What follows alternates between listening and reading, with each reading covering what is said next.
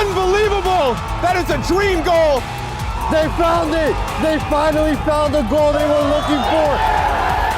What a finish that is! Do not scratch your eyes! This is really happening!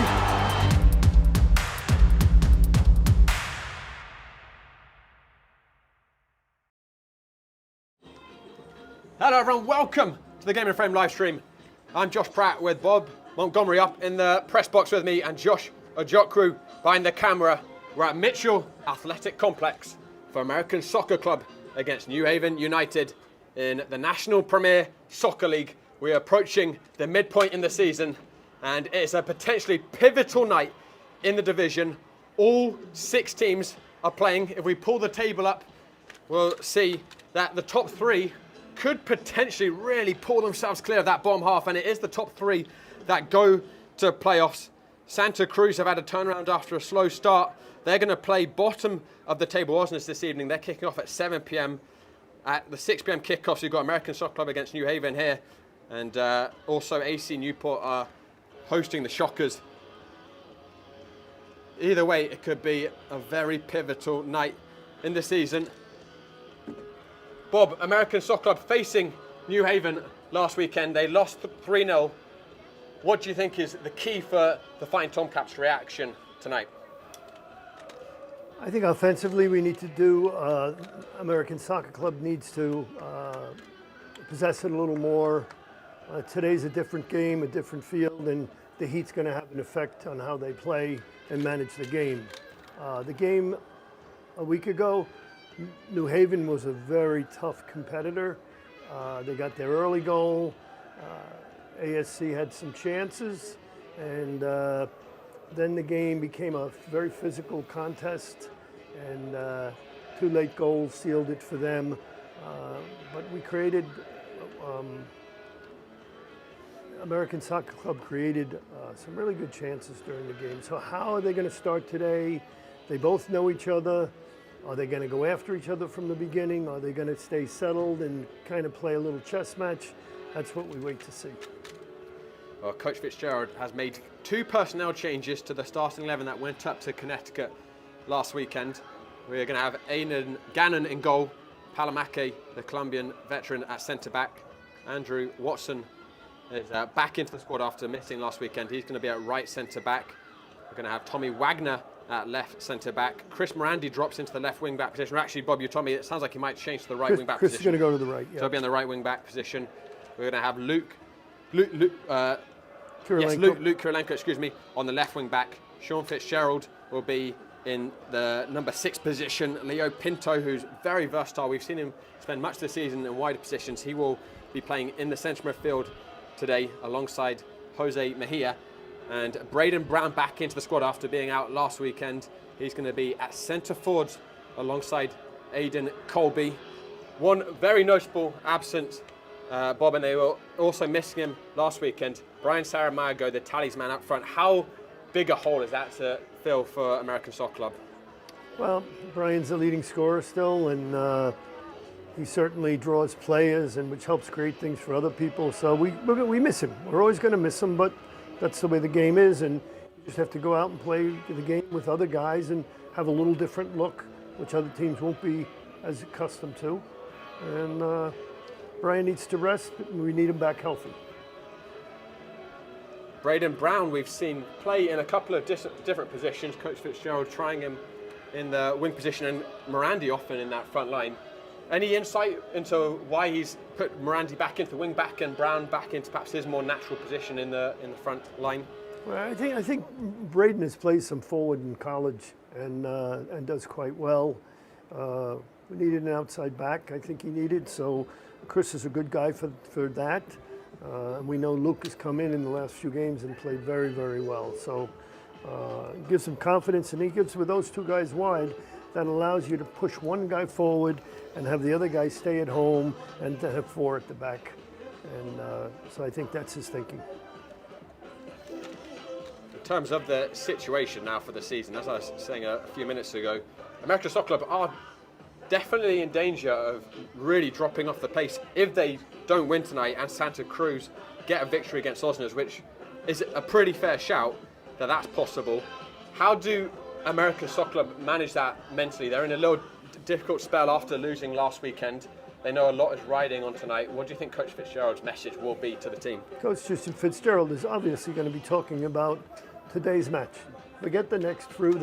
This is what counts. Every play from the minute. Be ready, and be positive.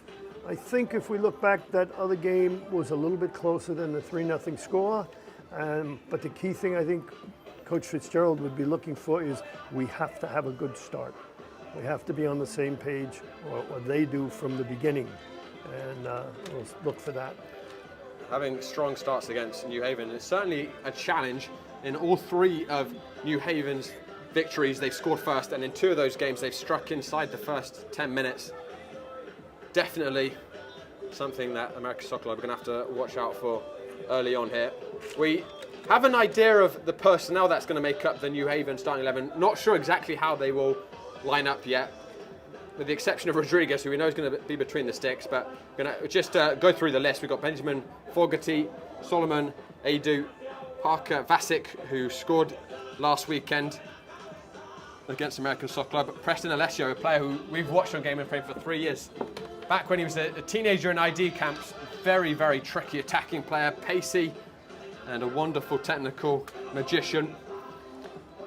Got Alessio Caporali, who's going to be Capolari, who's going to be wearing the number 8. Ali Talib, who's going to be in the number 9, scored the opener last weekend. Lucas Almeida. Johan Bermudez is going to be on the bench. He's also scored last weekend. We're going to have Jack Laura, and lastly Mohamed.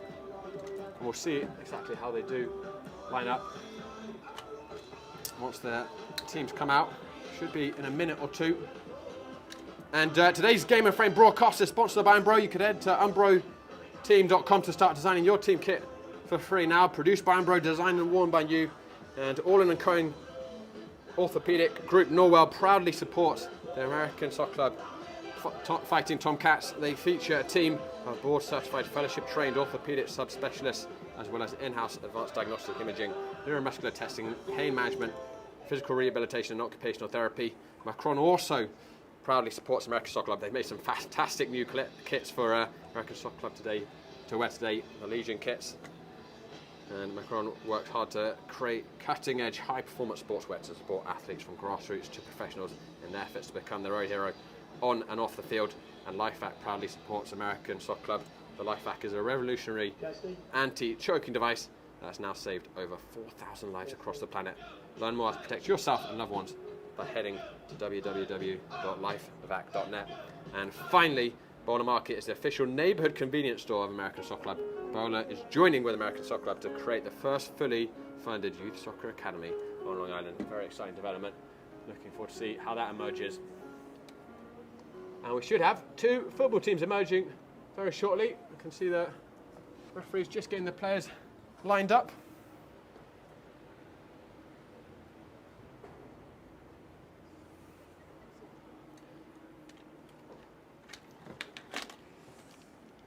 And as you mentioned, Bob, very hot day, but we have got on the radar potential thunderstorms coming in from the west.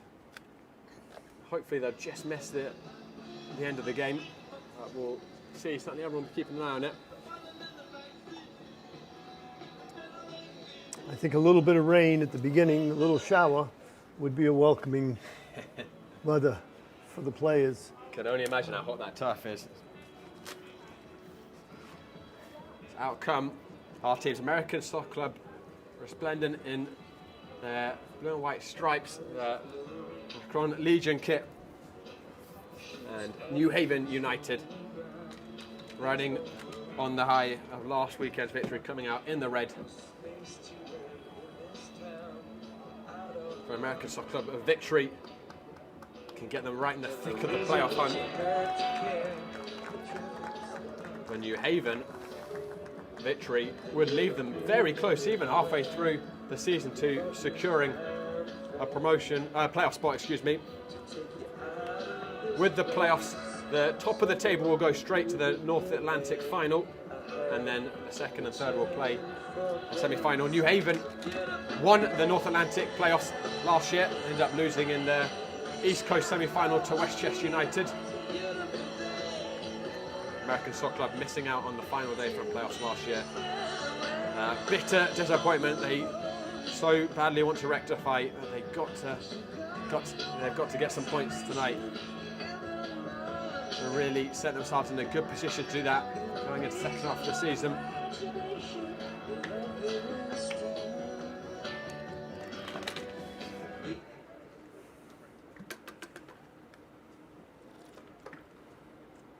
Good evening, ladies and gentlemen, boys and girls. Welcome to Mitchell Athletic Complex for tonight's NPSL match between New Haven United FC and your American Soccer Club New York Fighting Tomcats. Let's meet tonight's starting lineups. First for New Haven United FC. Goalkeeper, number 1, Christian Rodriguez. Defender, number 2, Yusuf Mohammed. Defender, number 4, Benjamin Fogarty. Midfielder, number 5, Solomon Aidu. Midfielder, number 6, Parker Bassett. Midfielder, number 8, Inesio Capillari. Forward, number 9, Ali Talib. Midfielder, number 11, Preston Alessio. Defender, number 25, Agnaldo Germano. And defender, number 27, Jack Mora. The head coach of New Haven United FC is Cletus Capillari.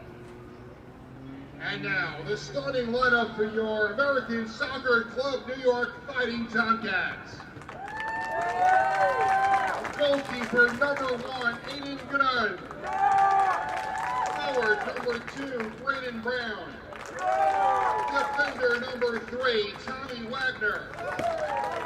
Midfielder, number 6, Jose Mejia. Midfielder, number 8, Leo Pinto. Midfielder and captain, number 13, Sean Fitzgerald. Forward, number 17, Chris Morandi. Defender, number 18, Andrew Watson. Defender, number 21, Luke Kirilenko. And defender, number 24, Ezekiel Palamet. The head coach of the Fighting Tomcats is John Fitzgerald. Assistant coaches, Juan Palacio, Vic Muntian, Ben Koch, and Rob Valicio. At this time, please rise if you're able and remove your hats. Tonight, American Soccer Club New York welcomes Charlotte O'Flaherty, a 5th grader from Allegheny Avenue Elementary School in Lindenhurst. Please join with Charlotte as she sings our national anthem.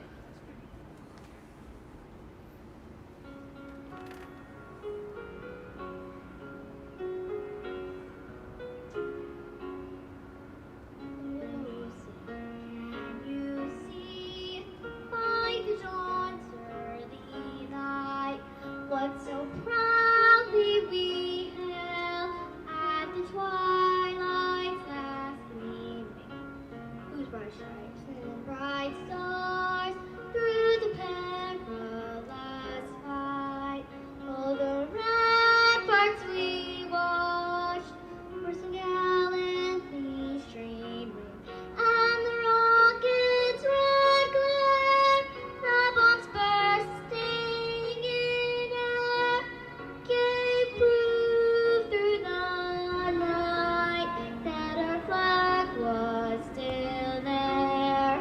Oh, say does that star-spangled banner yet wave o'er the land of the free and the home of the brave? How about a big round of applause for Charlotte? Great job! That was an outstanding performance. That was great national anthem. And let's hope the players can match that energy on the field. The sun has really gone in, which is very welcome mercy for all these players. I'm sure the turf is still very hot. American Soccer Club and New Haven United kicking off very shortly. What do you think of the new American Soccer Club kits, Bob? I like them. I like the stripes there. I think it's a good look. The question is, how can we see the numbers with uniforms? That's always the challenge.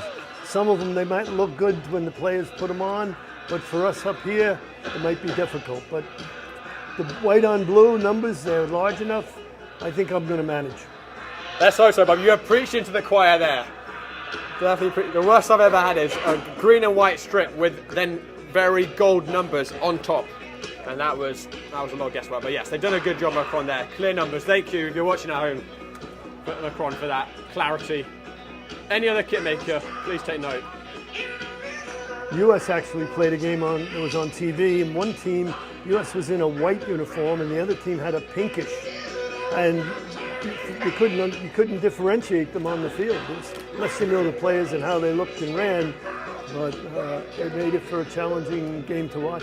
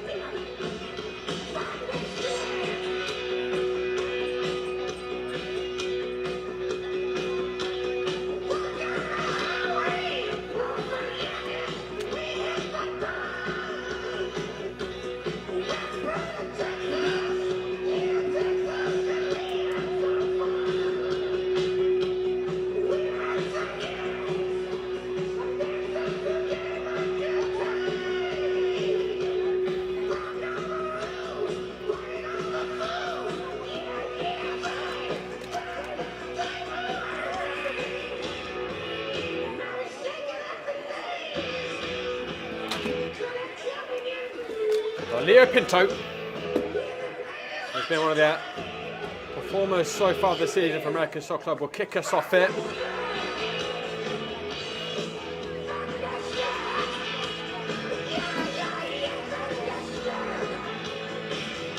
And we're off here at Mitchell Athletic Complex.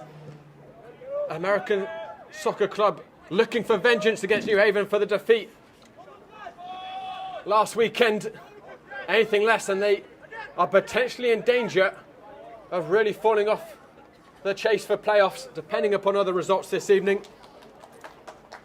For New Haven, victory gives them a very strong grip indeed on making the postseason for their second season in the NPSL.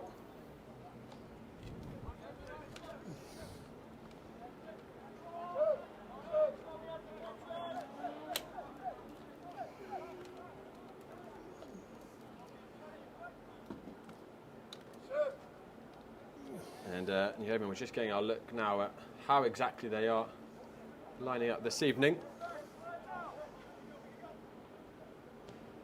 A big thing that Bob and I talked about before kick-off is how strong their starts have been in all three of their victories.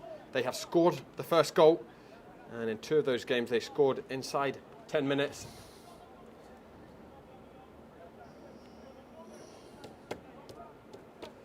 In terms of the record between these two teams, this is the 5th meeting in 2 seasons.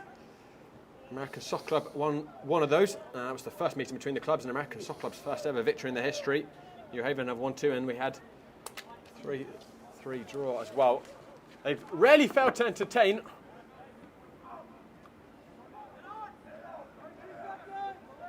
Minimum number of goals we've had in any of the meetings has been 3 between the teams. There's Mohammed.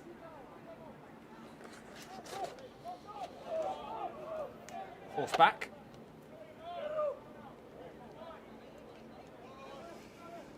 Fogarty.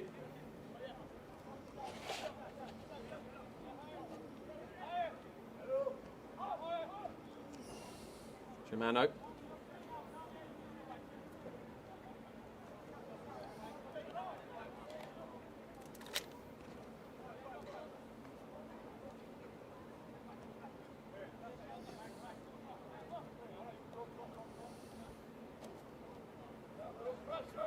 Here's Rodriguez, the goalkeeper, and he'll be happy with one record that New Haven managed to break last weekend, which was they had never kept a clean sheet in the NPSL, and they did it last weekend against American Soccer Club, and indeed that's the first time American Soccer Club have failed to score in the NPSL.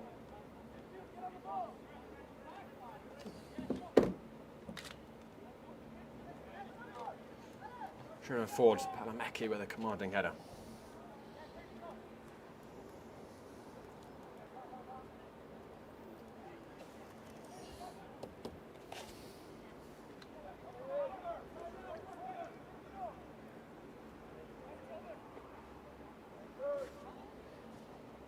Tossed up, and here's Preston Alessio, certainly a constant threat. American Soccer Club will need to watch closely. Almeida helping on to Fogarty on the overlap. Palamaki missed the first ball and was cleared on the second attempt. Almeida. Fogarty. Nato riding the tackle of Mejia. Caporali. New Haven started well, very patient in their play, looking to maintain possession on the hot day and wait for the right opportunities to strike.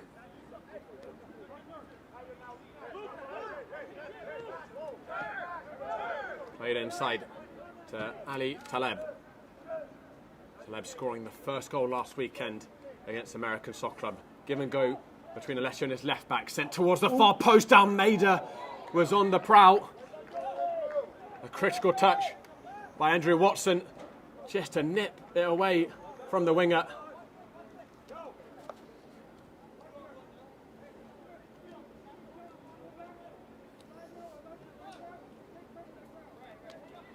Confident start from the visitors. Threatening start.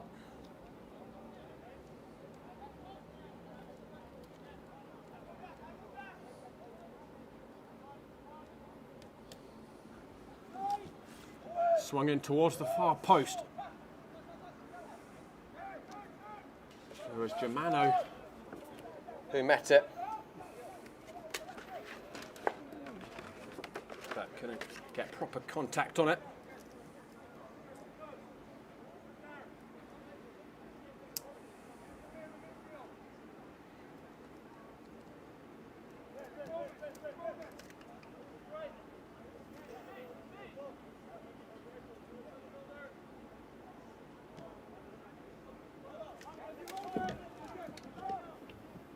Palamaki, brought down by Mohammed.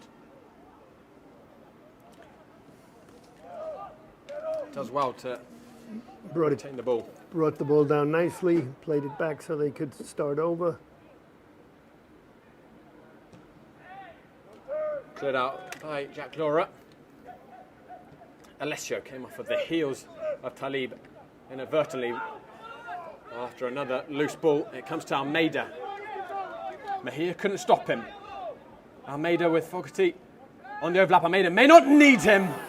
Wasn't too far away from that back post. No, that was a very close one. Well done by him. Almeida did very well, holding the ball off on a tackle, and following through and sliding it to the far post.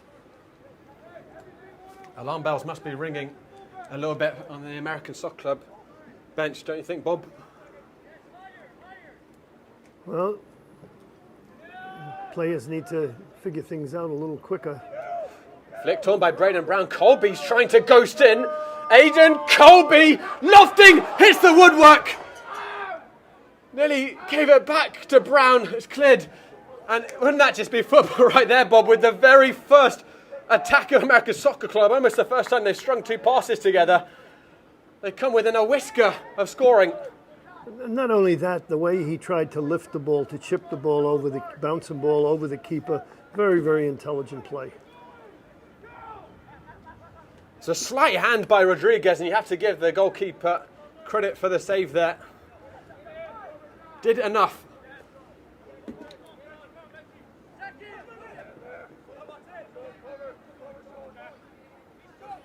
One back in the middle by Ado.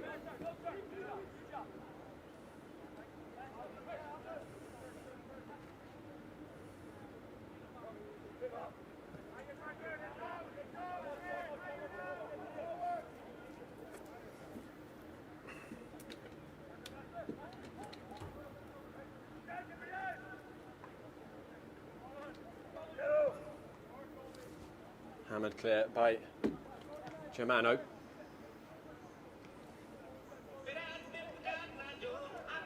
Well, I've had two decent chances for New Haven and then one very good one for American Soccer Club.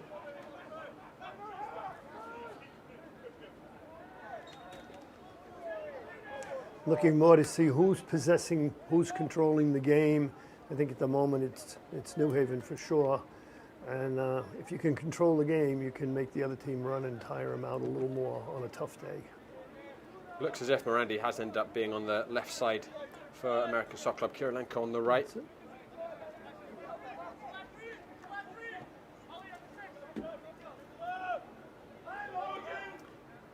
Palamake, veteran Colombian, that was a wayward pass. Here will sweep up the scraps. Another notable absence for American Soccer Club is Sebastian Goycochea, who really pulled the strings in the midfield the first two games.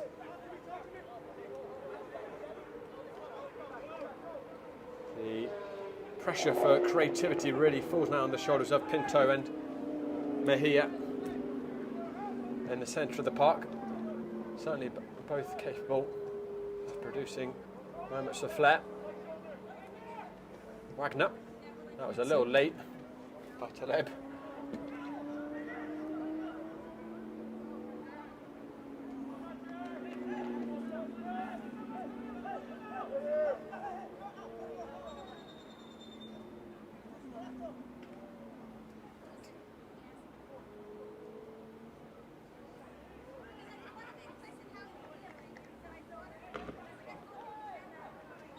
Yep. And there's a coming together there on the far side. It was Mejia who's got a red. It's a red card for Mejia just on the 10-minute mark. And you could see them come together head to head. Hard for me to see really who instigated it. The referee clearly felt it was Mejia who thrust the head in. The foul was clearly on them. And then Mejia turned and the guy came and put his head to him. The ref got it wrong, no doubt in my mind. Unless something's said, that you can't, that we don't know about, sometimes that happens, and maybe that was what the card's for. But that's, early in a match like that, that's going to make it difficult day. There's a massive call by the referee early on at Mitchell Athletic Complex. Potentially a season-defining call, because American Soccer Club are now going to have to play 80 so minutes, down to 10, knowing that a defeat and Santa Cruz victory against bottom of the table Osna's later this evening could really leave them adrift of the playoffs. See, American Soccer Club gets the ball, so the foul was clearly on them. Well, Mejia's taking a very early shower.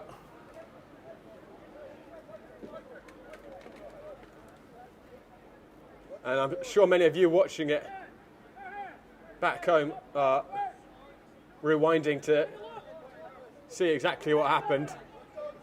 And I think maybe someone on the American Soccer Club bench has as well. In real time, very difficult to make the exact judgment, but whatever it was, a massive call by a referee. And if you are going to give a red this early, you have to be absolutely certain, don't you, Bob? I think so.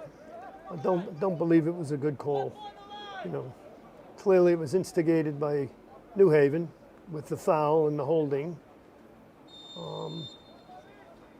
Just not sure. Again, as I said, maybe something was said that we're not aware of.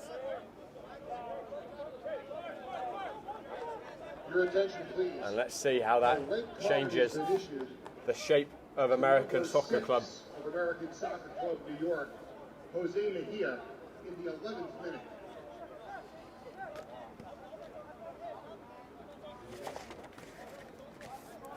Wagner is going to toss this in.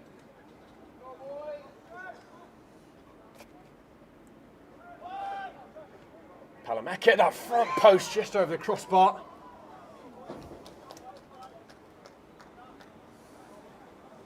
It's my pen. Oh, here.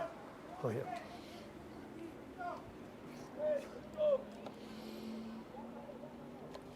It looks to my eyes as if Coach Fitzgerald has switched American Soccer Club to 4 in the back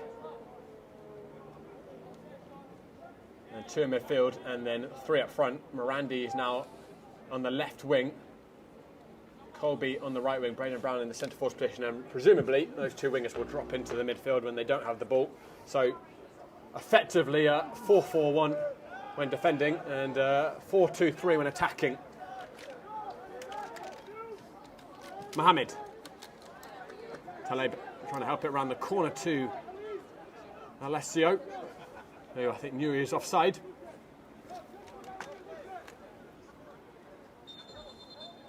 Didn't actually touch the ball, so the offside call wasn't given. It's going to be a goal kick.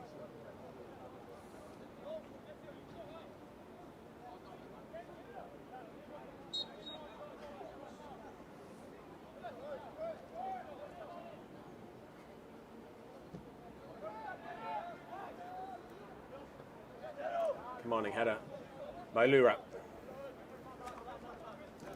Fogarty. Lovely floated ball over the top. Almeida.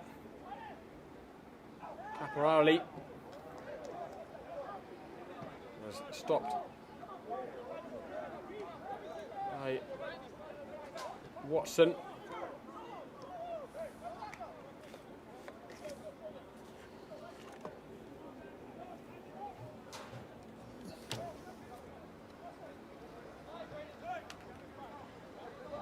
Ado.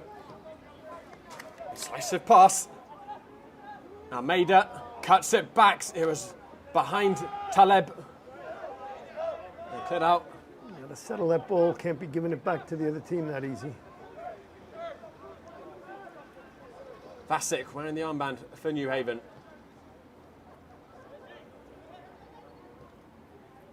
Mohamed.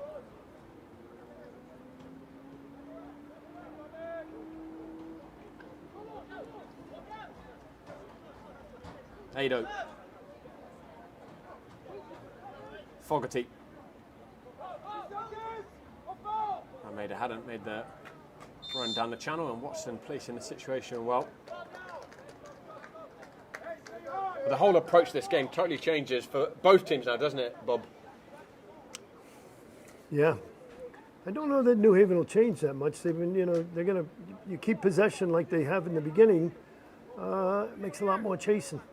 There's always a man open, always easy to find a guy, or should be.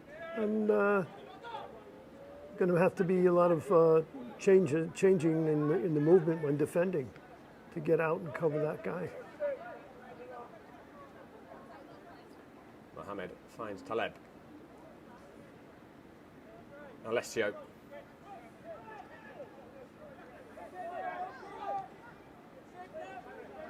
This may be the rhythm of the game. Moving forwards with the man advantage now for New Haven. Helped run the corner. Capolari was running behind.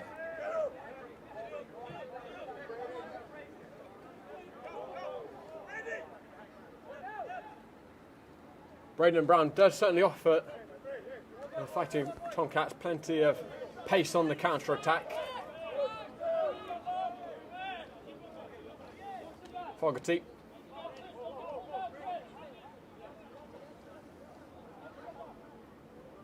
Germano. Capolari. Wonderful pass up to Alessio.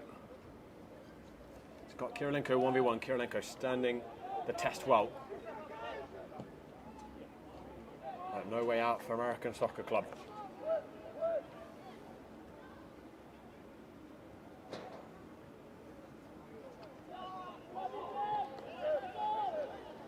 To leave in Palamake, going for the 50-50.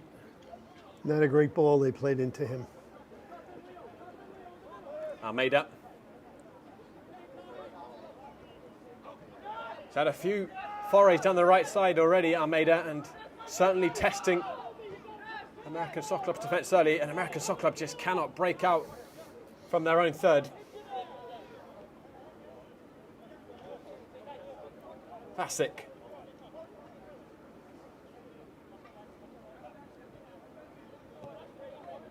Capillari.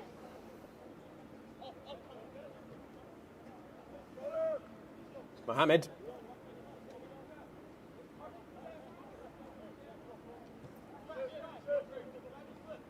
Capillari.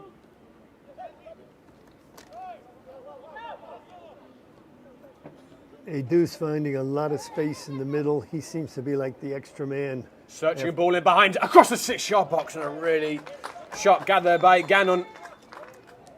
Waiting behind him was Taleb. The offside flag had gone up anyway. Not sure if that was against Mohamed or Taleb.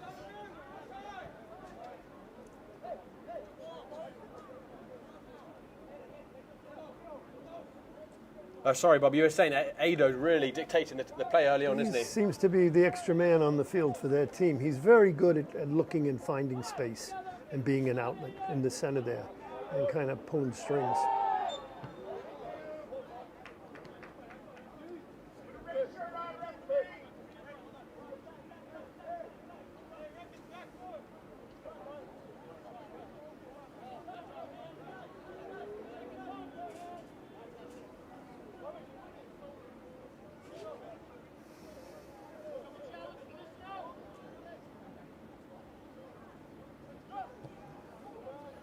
Racket drills it up towards Colby. Header won by Lura. Here's Ado again.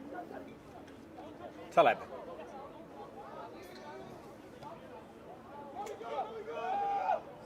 Watson had a close vigil on him, and then Watson has gone down, and it looks to me like he might be holding his groin there.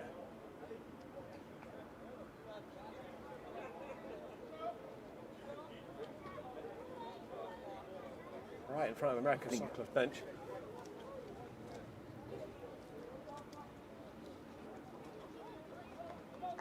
Might have taken a funny step there, Bob, in that. Yeah, I thought it looked more like he was holding the elbow. You know, if he had came down on it, you know how that hurts.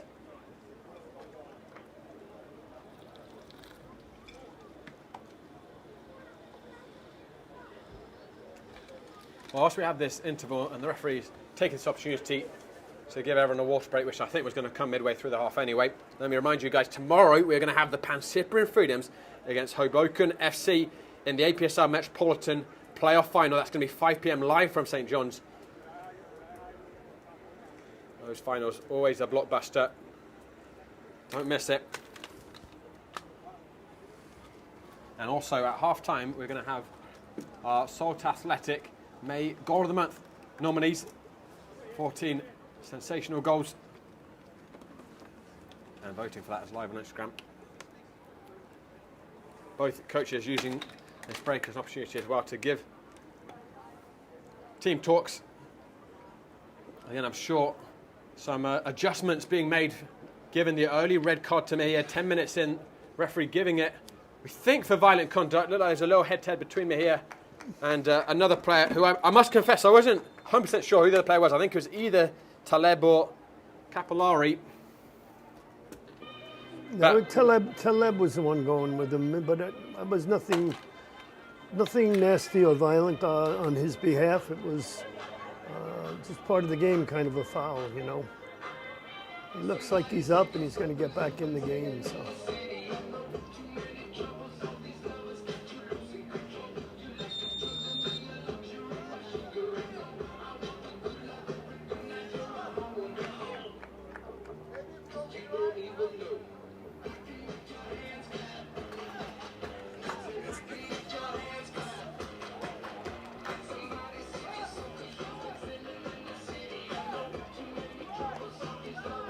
He's shaking his hand. It looks, I think it could have been falling on the elbow. Perhaps.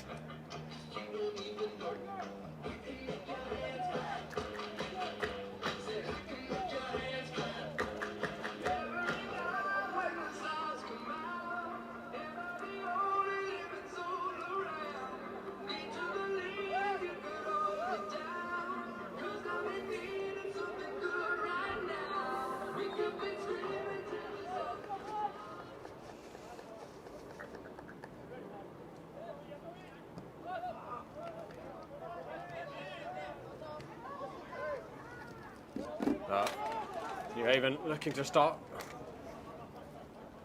coming out of the blocks here. Almeida, who's been very testing early on, dinks it towards the far post.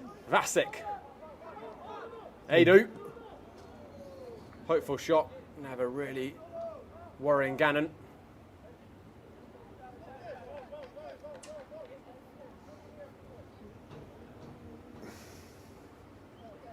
Is this just about trying to survive for American Soccer Club now, Bob? Do you think you just try and play for the point, or what would you do in this situation? I would look to sit in and wait for the few opportunities that come. They need to be compact, make sure as they're playing with the one up. And I wouldn't be playing long balls unless they're pressuring you and making you. If they're stepping up, then obviously there's space behind and maybe something comes of it. But to just try and put it up there, and that becomes a bit of a foot race for players going back and forth up the field, and being short, you don't need that.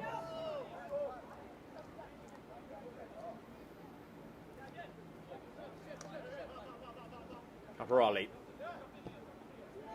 Diagonal ball in. Gannon patrolling his penalty area.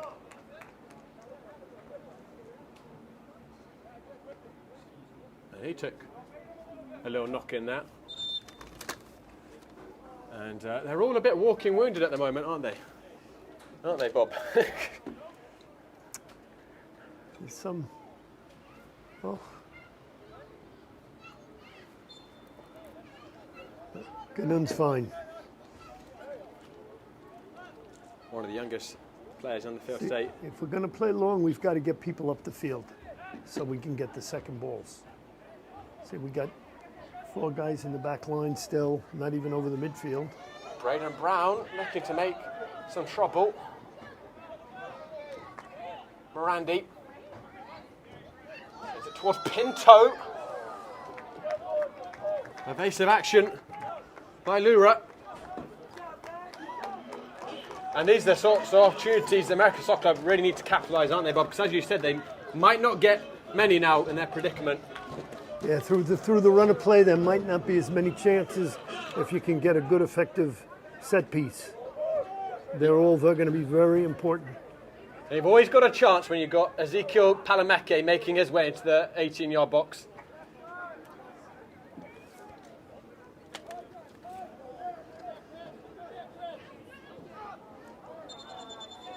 There's a little argy-bargy going on in the 6-yard box between Sean Fitzgerald and Rodriguez.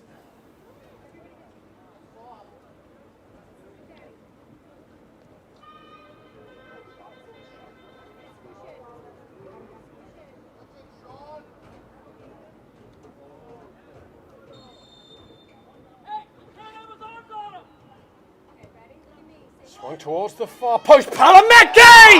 What a great goal. What a great fighting goal. Tomcats! Down, but not out! A titanic leap by Ezekiel Palameke gives the 10 men an unlikely lead. Give credit for really good service on that, but the 3 players at the top of the box for ASC, their movement and running players into picks allowed for Palameke to get himself free and get a really nice header into the upper corner. Exciting goal. He rose like a salmon, Palameke, above the Packers. A long-range shot is attempted here, and that has not gone too far away at all. They very nearly caught Gannon out, but anyway, Palameke rose like a salmon, and he got so much power on that header. A hand was gotten to it by Rodriguez, but he couldn't keep it out. What a story this could be, Bob. A long way still to go, but American Soccer Club with the goal they needed. Fighting Tomcats goal was scored by number 24, Ezekiel Palamak. Assisted by number 8, Leo Pinto. The goal was scored in the 27th minute. Number 24, Palamak, from number 8, Pinto, Fighting Tomcats goal in the 27th minute.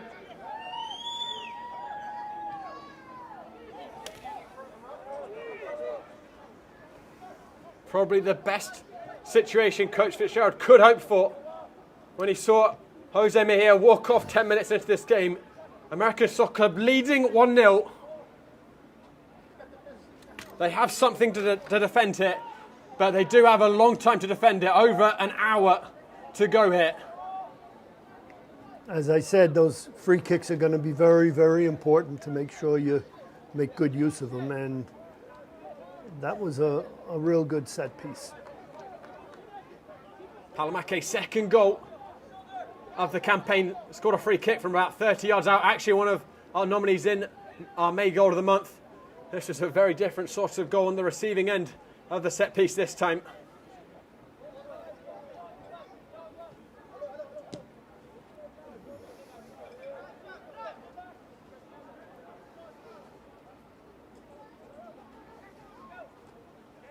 Ado, everyone behind the ball for American Soccer Club, and very deep, as you would expect. Caporali caught that one decently, but a comfortable height for Gannon.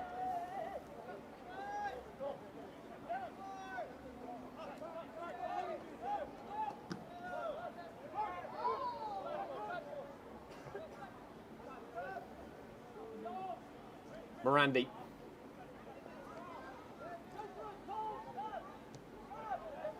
Goes all the way back to Aidan Gannon, who won't take any chances.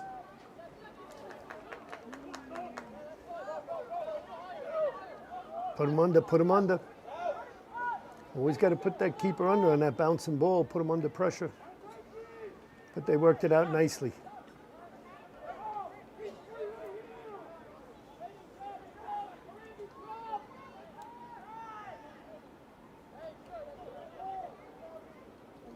In terms of possession stats, I'm imagining we're somewhere close to what PSG had against Arsenal last weekend.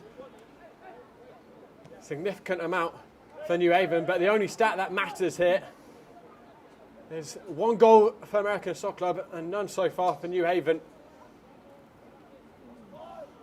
Lovely footwork by Alessio. Dinks it in. Wagner hitting it clear. Mohamed swings it back in. Need to just be very patient in defence there. Mohamed again. He's been very active in the final third for New Haven thus far. Fitzgerald looking for the direct ball down the middle, asking a lot of Colby.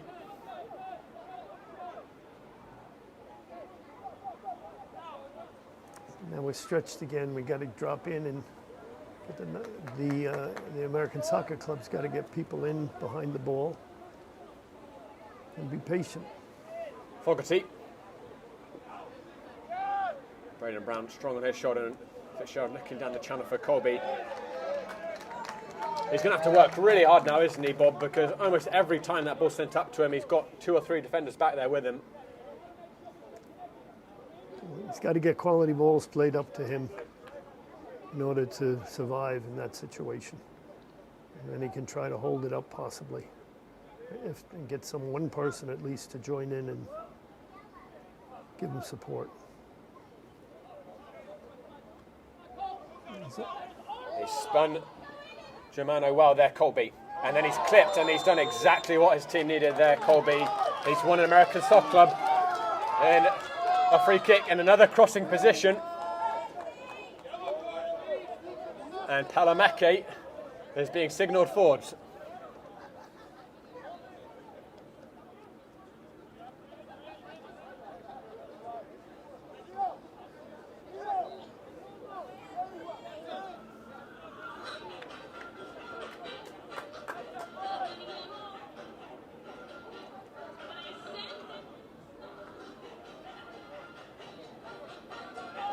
Leo Pinto, who served up a wonderful cross for the opener. Palamaki in the same position as he was for the corner, right on the edge of the 18-yard box, waiting for his moment. Pinto swings it towards the far post, and the flag is up. Goal kick. Not sure that ball had gone out of play, and then Palamaki's gone in the book for, can only presume, descent there. Didn't look like that had gone out of that far post. Your attention, please. The yellow card has been issued to number 24 of American Soccer Club New York, Ezekiel Palamak, the 33rd day. Mohamed.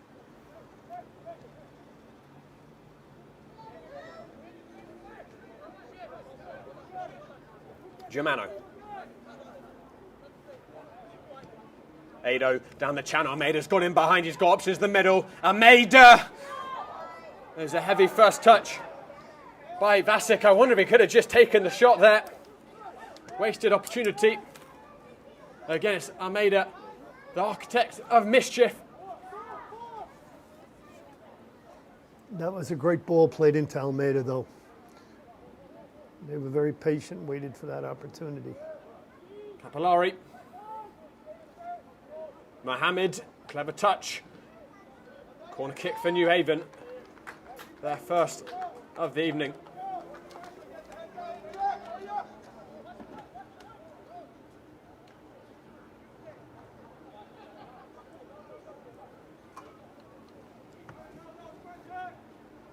Alessio on set piece duty.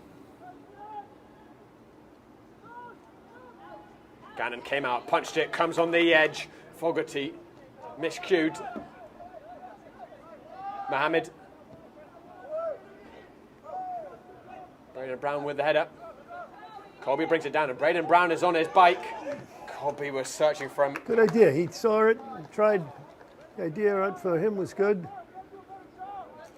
They were caught a little with numbers forward there at New Haven, but they drop in quite good now.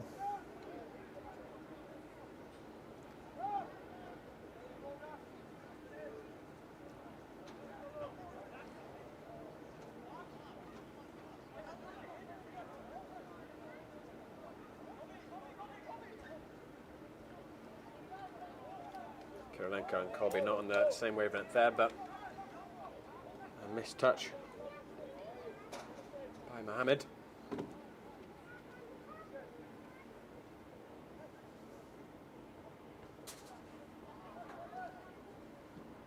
Lesher around the corner to Taleb. Anticipated by Wagner.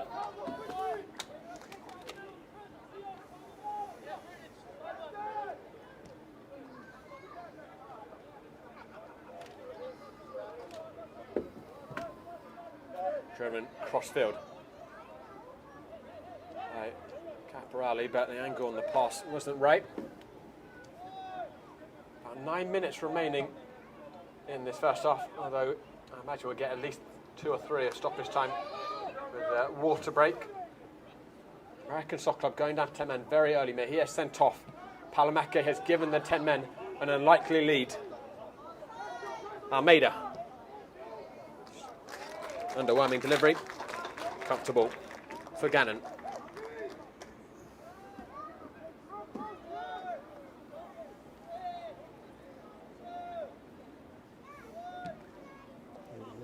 You got to get up out of the back if we're going to be punting.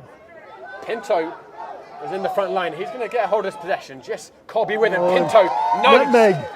Germano Pinto. Oh, off the post for a throw-in. Got him in deep, trying to throw it out. What a goal that would have been, Bob. The Meg first, but then the effort from such a tight angle. Inches away from finding that far post. I think if you gave Coach Fitzgerald half-time right now, 1-0, it would bite your hand off. It'd be truly in dreamland if the 10 men were 2 up.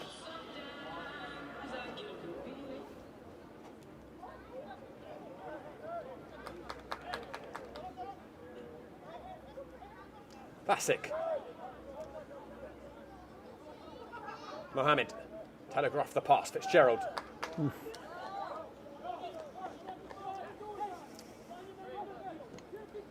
Pass was wayward.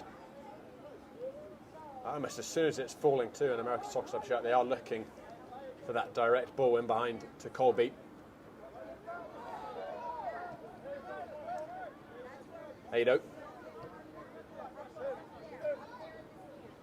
Vasic. Fogarty returns it to Vasic.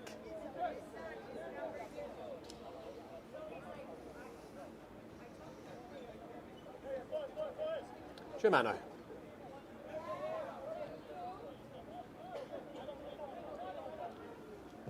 Lura swings it in. Wagner with the first header. Vasic.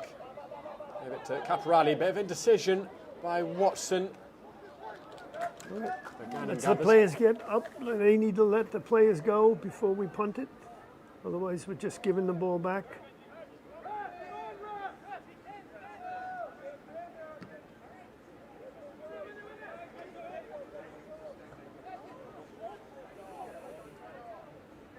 Mohammed.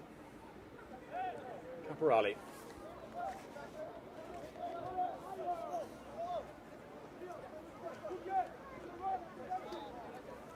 Germano.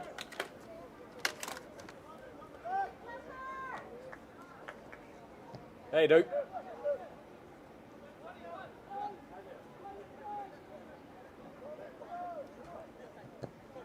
One back by Morandi. He was judged to have been a little too heavy on the back of Lura. The free kick given. Pitch still in shade here at Mitchell Athletic Complex. All the players have been given a huge break. Almost moments before they walked out, clouds blocked a very, very hot sun, and that's certainly going to help the tempo of this match as we move into the latter stages. Much of the afternoon it was baking hot.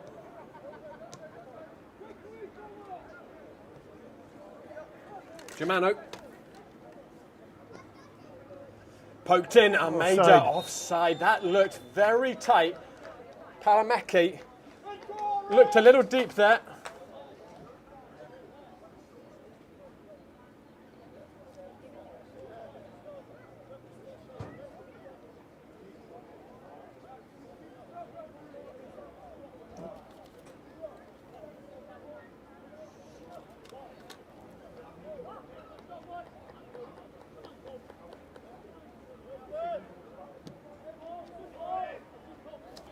Flicked on by Colby.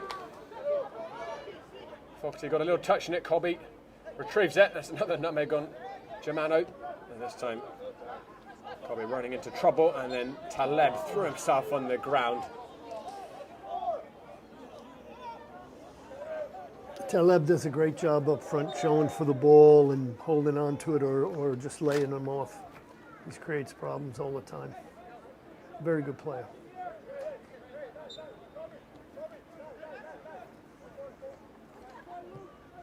Caporali searching towards Alessio. That's a useful ball. Alessio with Kirilenko has got to be very careful. Alessio still. Back to Mohammed.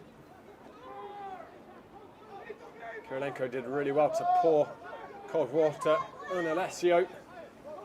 Very easy to give away a penalty in that situation. Almeida turning into Wagner. Pinto getting ahead, not really clearing it. Caporali. Mohammed. American Soccer Club just trying to survive the last few minutes of this half.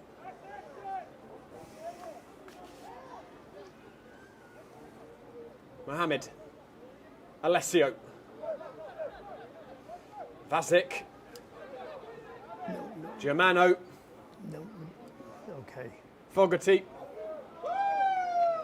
That's a really poor cross with a lot of options. Waiting patiently for the ball.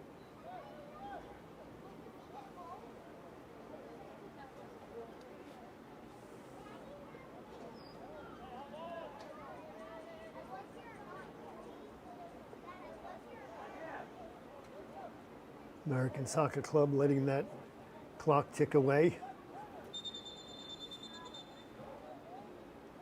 He's got to move back. We need a rethrow. Clock is still moving.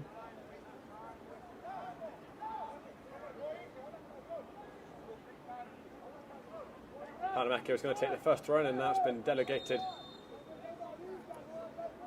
to Watson, who will hurl it down the channel. That'll be another Them throw for walking Soccer up the Club. field.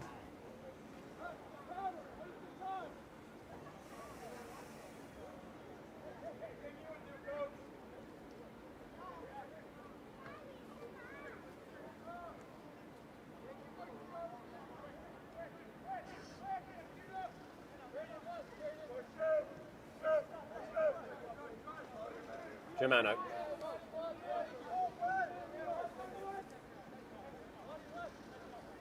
Hoorah. Mohamed finds Alessio. Almeida tries to spin. Wagner stuck to him like glue and didn't let him keep his balance as he went for the turn. Corby miscontrolled and then had a little tug on the back of Edu, and a free kick for New Haven. They could send this one into the 18-yard box if they desired.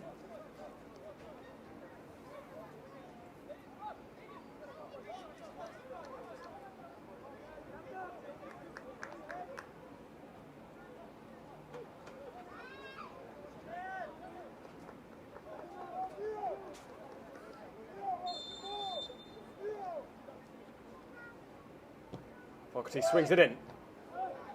Wagner met it. Moving out together.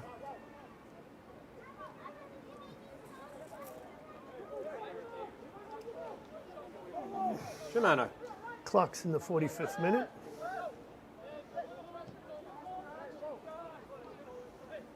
Fogarty.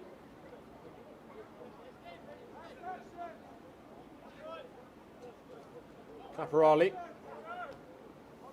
Bassick finds Almeida late in this half, and American Soccer Club are going to have to defend this corner kick.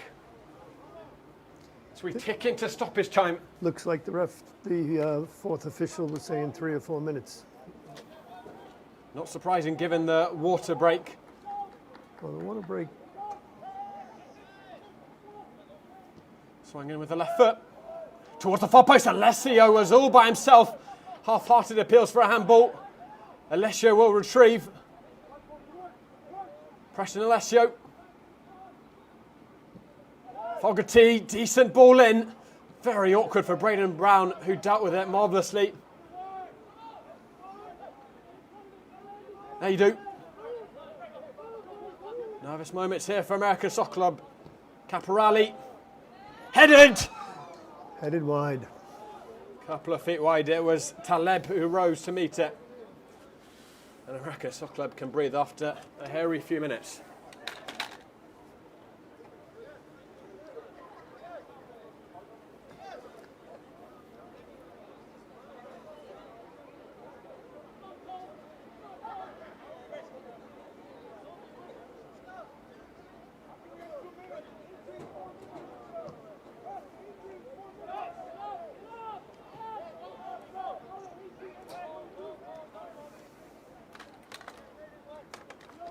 Here's Edu. Alessio. Bassick, 3 red shirts making their way up into the penalty area. Mohamed. So many blue and white shirts back. Caporali. Mohamed.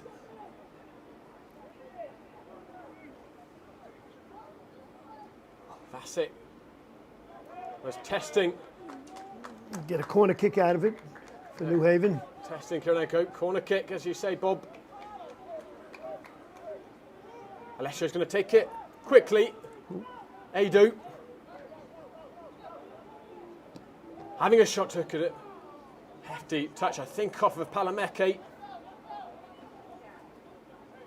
Germano. Aidan Colby's done so well there.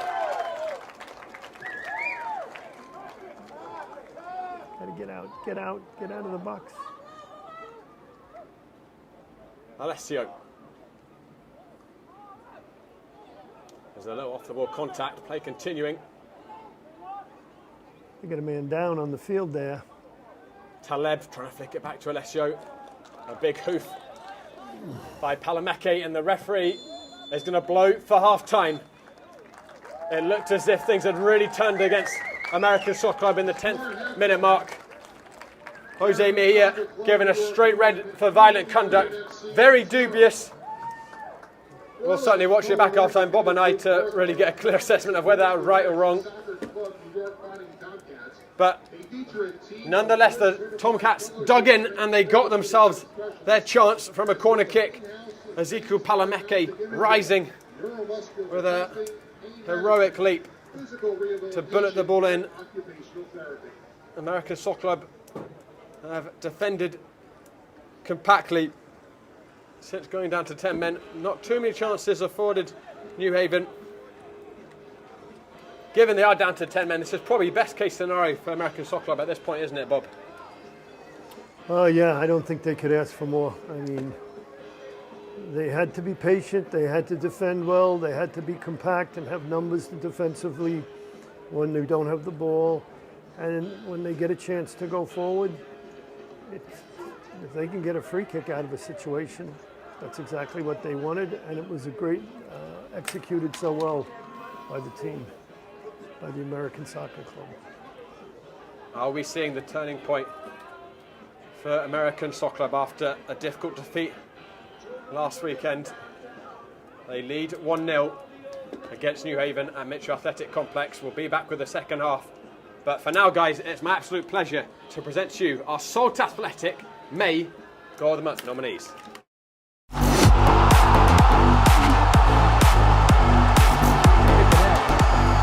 Looks to be the one to set the poise. He takes a shot. Talmagate with the top of the corner. Untouchable. Talmagate ties this one up for Lone Star. They go short. Vizcaíno. Etienne volley. Fantastic. Etienne makes it look so easy. Volleying from the edge of the box over the outstretched hand of Andrade. Sousa.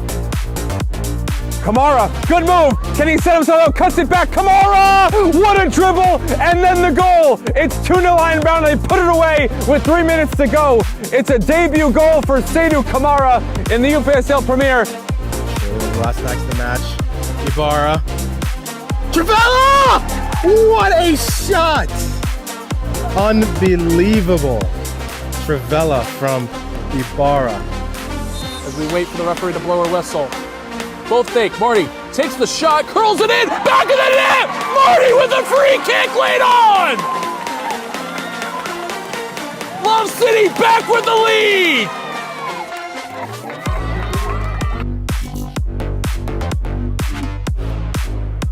Matt Oval now comes forward. Gonzalez, quick passing in the midfield. A great ball behind the line. Bernard now. White shots to his right. Matt Oval 3. Lorient towards the top of the box, towards Merchant, who will line up his right. Merchant! That's mesmeric for Merchant. A lovely strike. With point and difference. Find a little flick there. And the shot is in. Here we go. And it's a beautiful goal. Renegades.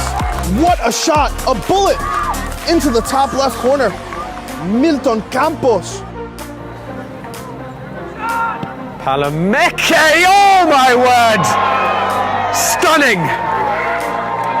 It's an explosive Colombian thunderbolt straight into the back of the net. Keenan with 2 humongous saves here at the end. Lansdowne looking for a winner. Still pressure, there it is! Over Keenan, not enough pressure outside the box. And Lansdowne have flipped the score with 2 goals in the second half.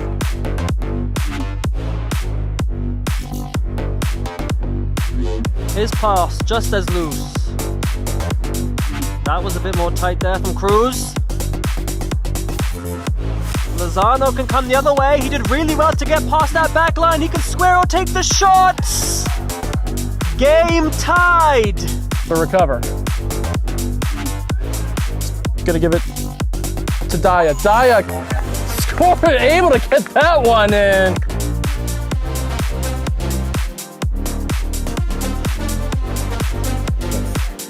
Breslin. At the goal. Oh, goal from Breslin! Unbelievable from his own half.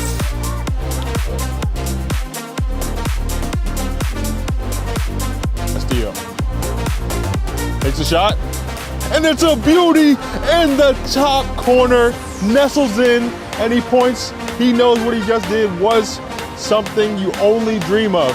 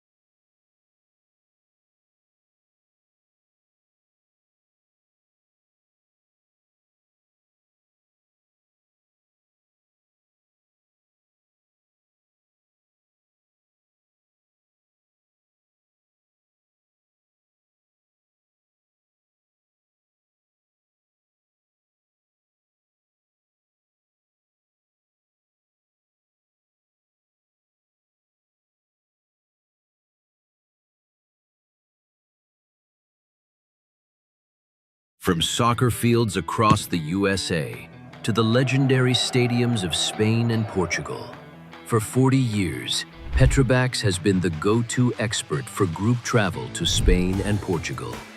We organize soccer group trips from start to finish, flights, hotels, transportation, and guided tours, all perfectly coordinated by our experienced team. Your trip can include attending La Liga and Portuguese Primeira Liga games, matches against local teams, pro training sessions, and even tournaments.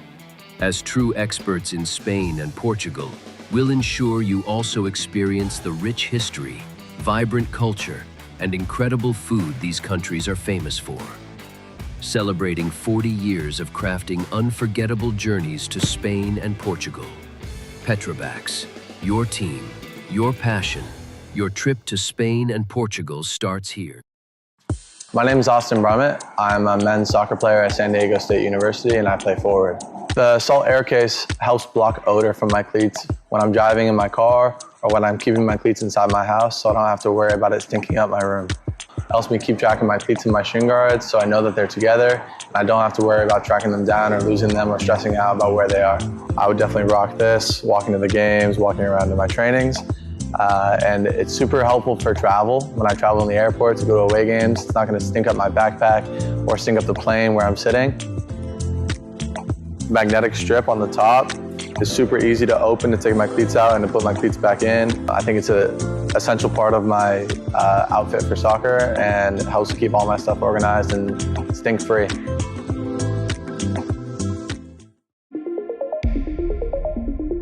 A quality highlight reel is crucial for college and pro recruitment. A lot of services offer generic solutions, but at Game and Frame we know every player is unique and needs a personalised approach to win over coaches. Our process is simple. We work with any footage, and if you need help finding your best plays, we'll review games for you. Once we've finished, you'll have a reel you can upload to any recruitment platform. We've helped hundreds of players get the attention they deserve, including placements in Division 1 programs. Scan the QR code or email us for a free consultation and start the journey to maximize your recruitment potential.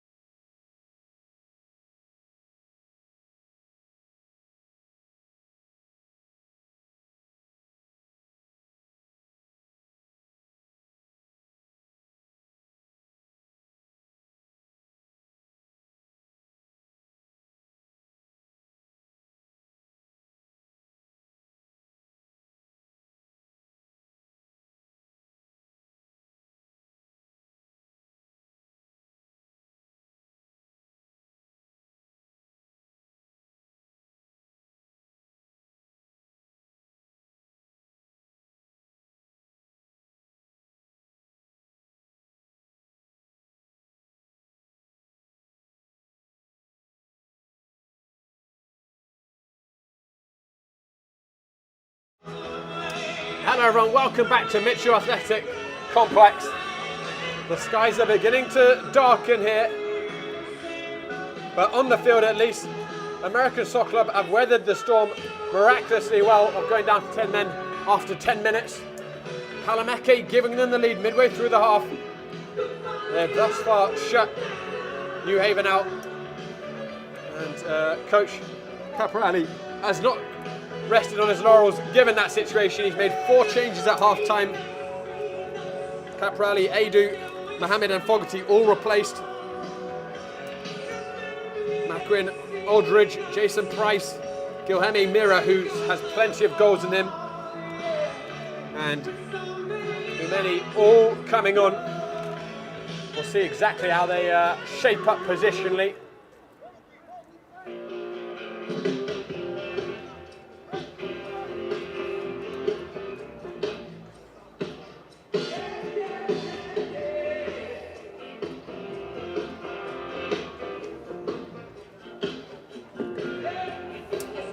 Huge team talk for the 10 men of American Soccer Club.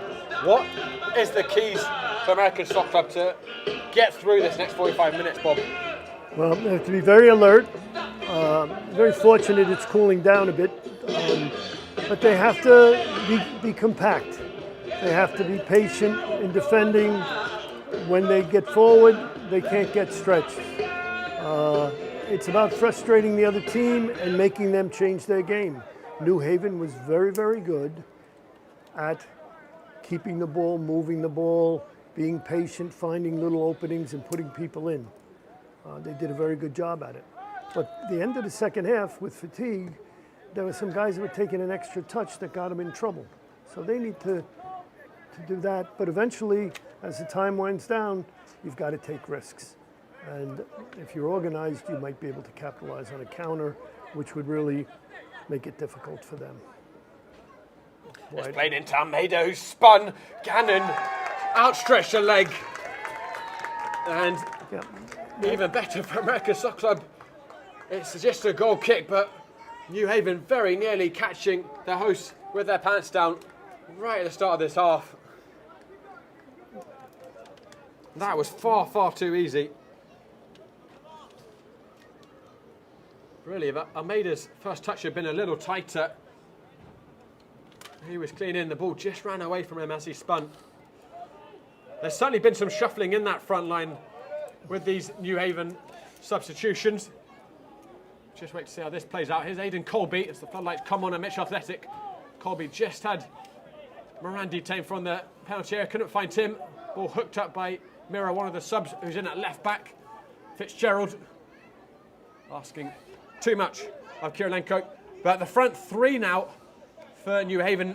It's Almeida now on the left wing. Aldridge, the substitute, has gone into centre forwards. And Ali Taleb is on the right side. Preston Alessio has dropped into the number 10.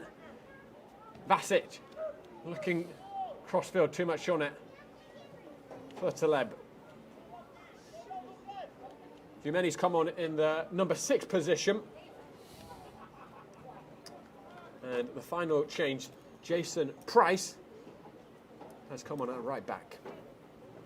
No changes from Coach Fitzgerald at half-time, but we were talking, Bob, they're certainly going to come, aren't they? It's unforeseeable that 10 men could make it through these entire 90 minutes.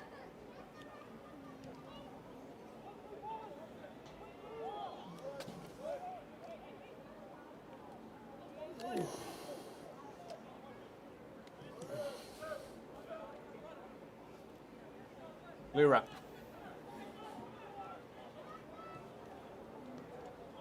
Alessio. Price.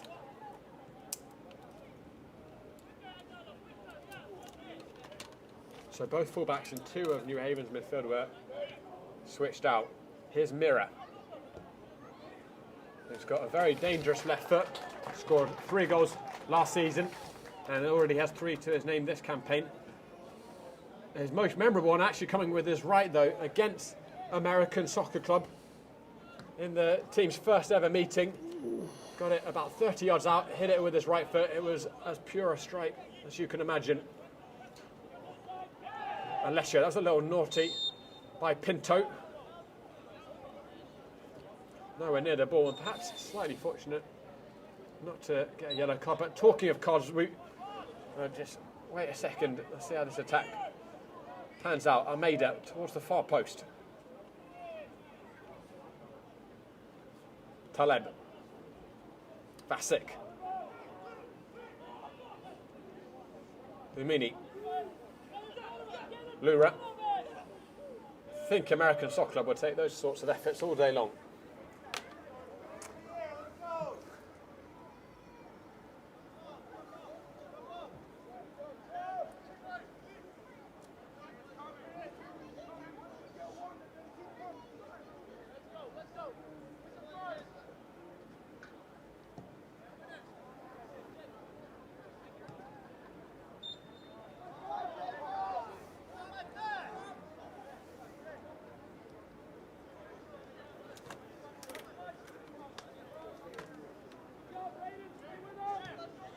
Mura finds Mira, the Brazilian. Kirilenko, or Miranda even, excuse me, very deep. Doing the defensive work. Alessio, given half a yard here. Give and go with Aldridge. Let it run back to Umini. Poor return ball by Aldridge. Goes straight out for a throw-in.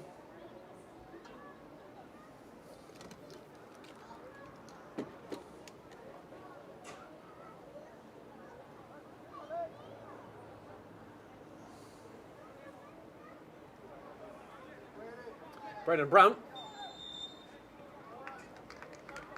He couldn't keep the ball in, but Colby was fouled on the halfway line.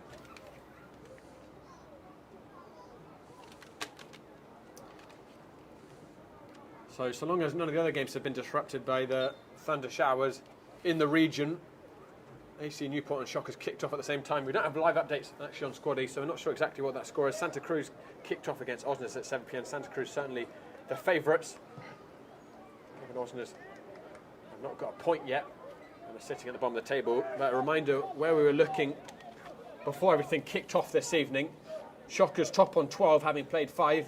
New Haven in second, having played 4 with 9 points. Santa Cruz in third, having played 4 on 6 points. American Soccer Club on 4, having played 4 points. AC Newport having played 2 on 1 point, and Osnes having played 3 on no points. Top 3 make the playoffs this season. First place gets a bye to the North Atlantic final. Second and third go to a semis. But certainly an evening where American Soccer Club could either get themselves right back into the thick of the playoff chase, or potentially where a really big gap could emerge between the top 3 and the bottom half of the table as we move into the second half of the season. But right now it looks as if the gap will be close, but a lot can change. And Humini trying to test Gannon. That's a good save on a skipping ball there for Gannon. But the American Soccer Club needs to get out to that ball, that shooter, sooner. Too much time. We're going to see Coach Fitzgerald's first changes momentarily. Duvan Sanchez and Lucas Nicolo stripped down.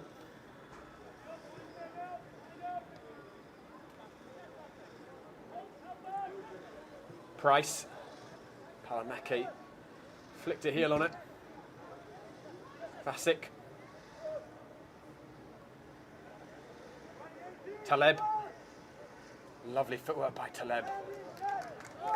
Wagner covering behind Braden Brown. Ball thrown in quickly. American Soccer Club are very deep. They've got to be careful not to be too far back.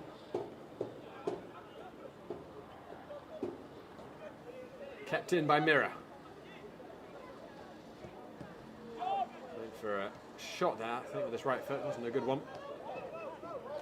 No need to chase that ball. Colby needs to sit in a little. He's not going to get that.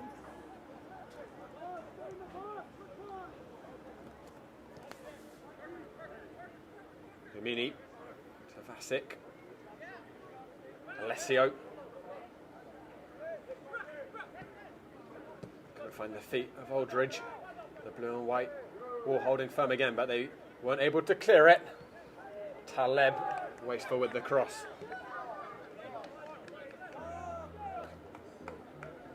Well, he did watch back the red card incident involving Taleb and Mahir at half-time. And certainly didn't look like there was enough contact from either player to warrant a red. So the only conclusion that we really came to, Bob, was perhaps Mahir said something to either Taleb or the referee. If he did, it was very quick because that red card was almost instant. Or perhaps the referee just made a bad error. Yeah. The way it happened, I just thought the only thing would be is if Mahir lost control of himself and said something out of line and was punished for that. So the substitutes were drawn. It's Chris Morandi and Watson, who did look like he was struggling a bit with his shoulder after taking an awkward fall in the first half. Wagner's gone into centre-back position. And it looks as if Nicolau has gone on to the left-back position. The other substitute, Devon Sanchez, held on to possession far too long there. Got a mouthful from his teammates. Kirilenko trying to skip in behind Lura, who snuffed that out.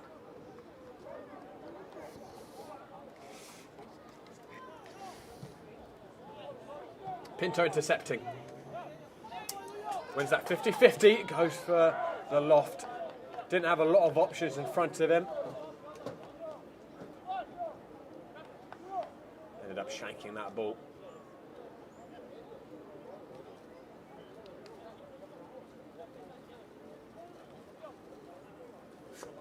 Excuse me, actually, Nicolaus gone into the centre-back position. It looks as if Coach Fitzgerald now playing with a back five. Slipped through. Aldridge has sprung the offside trap. Just a little too much on the pass.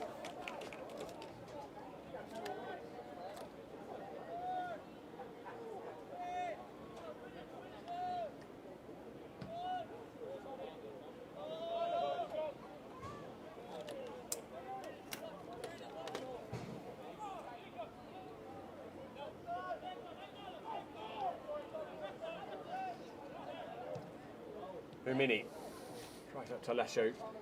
You have continued to have almost all of the possession. Coach Fitzgerald won't mind so long as that is in front of these closely formed blue and white ranks. They're having to defend like a Legion right now. American Soccer Club in their brand new Macron Legion kits. Mira. Sanchez not to be outfoxed. 19.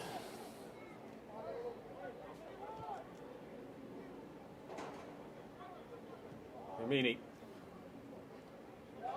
Nearly found Mira, but Sanchez threw everything into that tackle. And it's going to be a corner kick. Alessio to take. Swings it in, useful ball. And then he met it. Couldn't get the direction. A little too high for him, little too high. He made a good effort getting up and getting his head on it, but it was a tough ball. And the referee is having a word with Gannon. Already trying to clamp down on the time wasting. 13 precious moments have already passed in their second half. No real scare for American Soccer Club other than the first 30 seconds of the half when Almeida got clean through. Colby. That's on his back, that's a foul.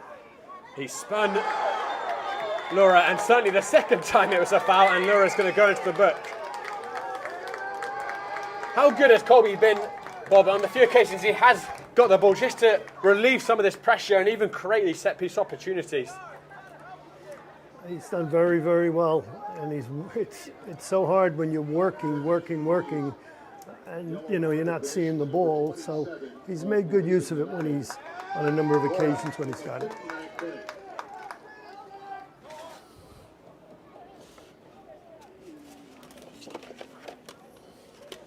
If American Soccer Club could find a second, it would make a world of difference, not just to this evening, but potentially to the season, to their playoff aspirations. Palomäki, once again, the most obvious target. Get some movement. Pinto. It's not convincing by Rodriguez. He got a hand on it. It was enough to take it off the head of the waiting attackers behind him.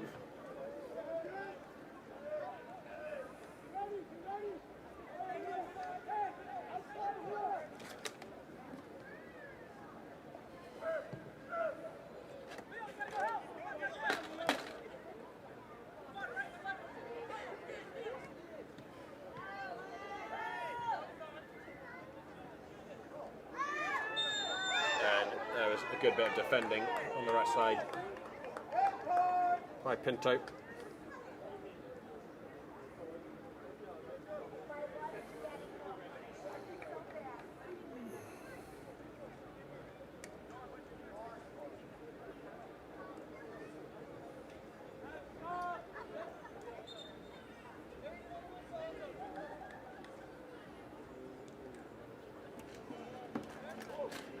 Another change for New Haven, their fifth outfield.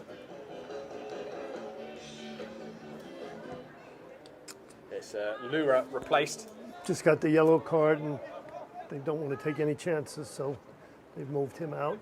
Johan Bermudez replacing him. Scored last weekend when the two sides met. Pinto twisting and turning right in front of Fitzgerald, who I think was hoping for a free kick. Referee not forthcoming. Mira, lovely footwork by the Brazilian. But the cross not so good. And I think with that change, New Haven may have switched to a back three with wing backs. We'll get a better picture shortly. That's sent in, not cleared. Here's the substitute. Set back to Alessio, and Palomäki came out and made himself big. Very good play by Palomäki, getting out, being able to stop the shot. He reacted very well to that situation. Corner kick. We're past the hour mark. I just had one of our games in Philadelphia has been suspended due to thunder and lightning. Thankfully, a few hundred miles away. But I know there's been a wide band of the thunderstorms. That ball sent it across quickly. American Soccer Club dealing with it. But more defending here. Germano goes offside.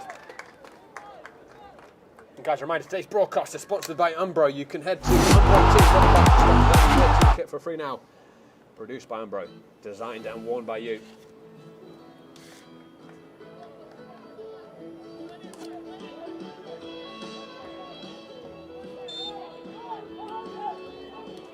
So at this point, I believe just two more outfield subs remaining for New Haven, and it looks as if they're going to make those subs very shortly. So, Coach Caporali casting his die.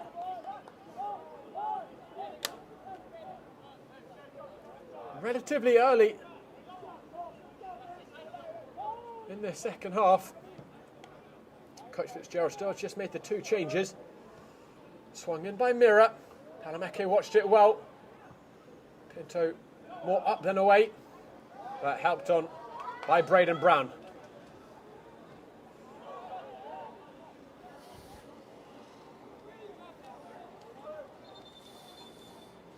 And here will come our next two changes.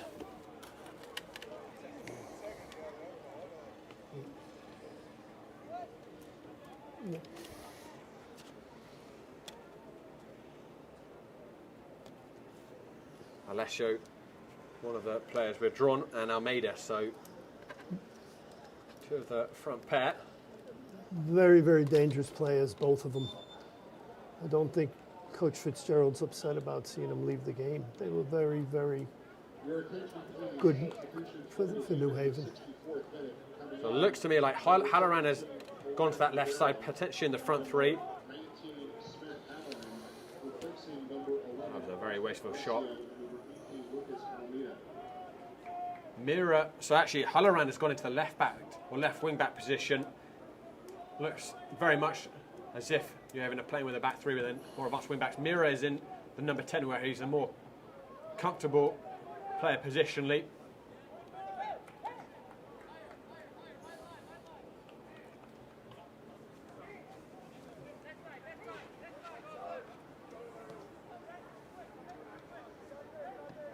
A lot of positional shifting from New Haven.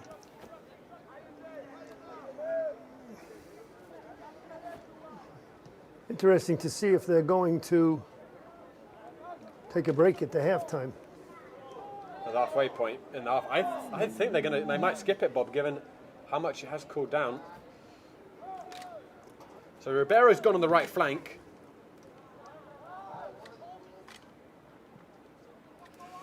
And American Soccer Club's getting ready to put in 2 players. Braden Walker and Dylan Lopez, the 17-year-old. Both stripped down. Possibly be the most testing 25 minutes of young Lopez's career. There's a lot of talented technical players on this American Soccer Club team, but with the circumstances, they've really been forced to suffer and just focus most on the defensive work, but they've all pulled their weight. The flair players, Pinto, Colby. And we got a yellow card issued to... Might have been to Halloran. I think so. It's just come on. Yep. Braden Brown, Colby, Pinto, they've thrown their bodies in. They've been willing to get their hands dirty. Pinto has run his race.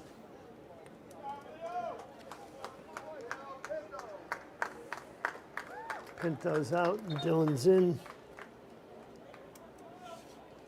And right as those subs have been made, it appears Colby is on the deck. I think Colby might have been the intended substitute. For American Soccer Club New York in the 66th minute. Coming on, number 15, Dylan Lopez. Coming off, number 8, Leo Pinto. And that will be the end of the evening for Colby.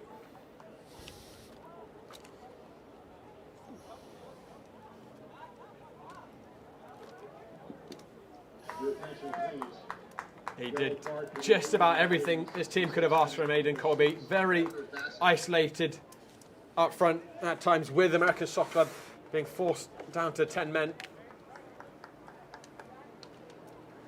But every boy fought for, didn't he? A very brave performance on his part. There's a lot of work put in on him. Sanchez appears has gone into centre forward position. He's going to offer plenty of pace on the break. Walker is on the right wing.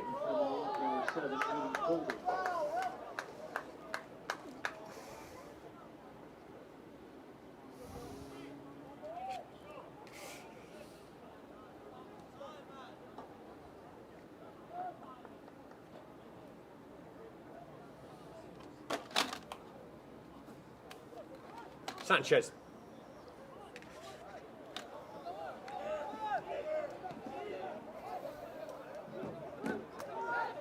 Halamaki. Walker.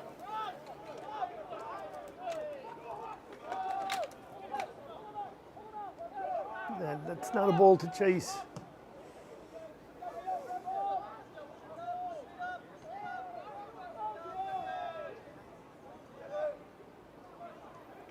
Worked out to the right side here for New Haven, across a 6-yard box, and Halamaki didn't get a clear shout from Gannon there, can only presume. So he's hacked it out.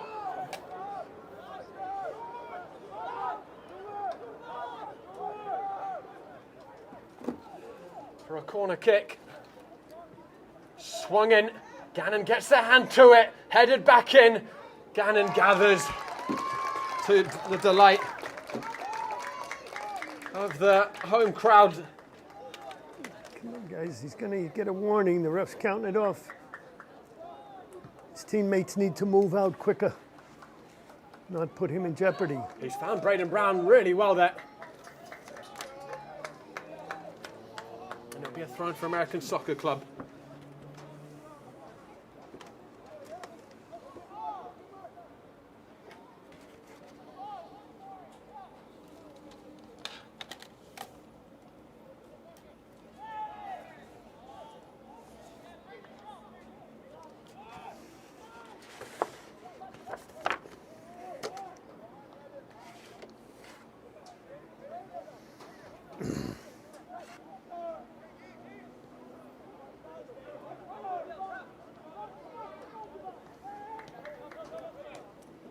Loose touch there in the middle. That's a tired touch right there. They're moving the ball slower than they had been. New Haven, fatigue is, oh my goodness. There's going to be a yellow card there for Walker.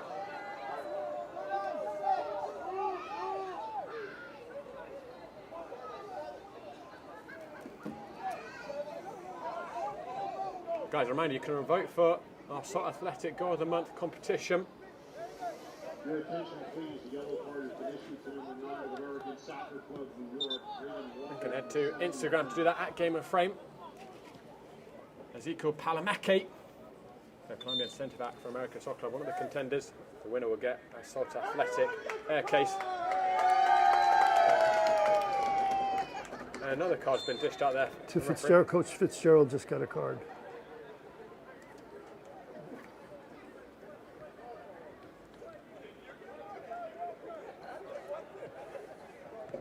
It's a very questionable call that caused Walker to get the yellow card, so I'm sure he was protesting that. Can't be.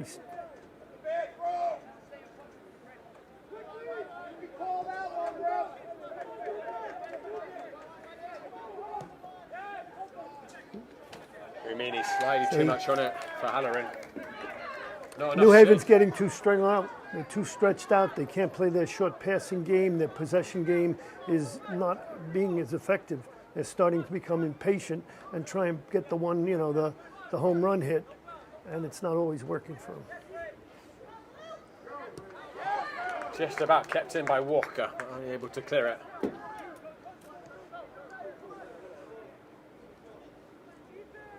Given the fact that New Haven have now played for over an hour with a man advantage against American Soccer Club, I imagine they will be very underwhelmed with the number of chances and the quality of chances that they've created. They have had one or two clear cut, but not a huge volume. And they're looking a little short of ideas at the moment. Good job. Braden Brown, who's had so little of the ball this evening, does a lovely spin. Got plenty of pace once he gets going. Was trying to slot it into Walker. Gun Soccer Club did push some numbers forwards there. They need to get back relatively quickly. Lopez holding up Bassick temporarily. Ribeiro is looking cross-field and took a touch off of Wagner. He's looking heavy-legged.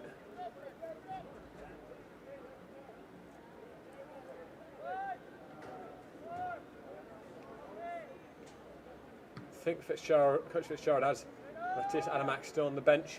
He could call on. And also Nicky Rojas.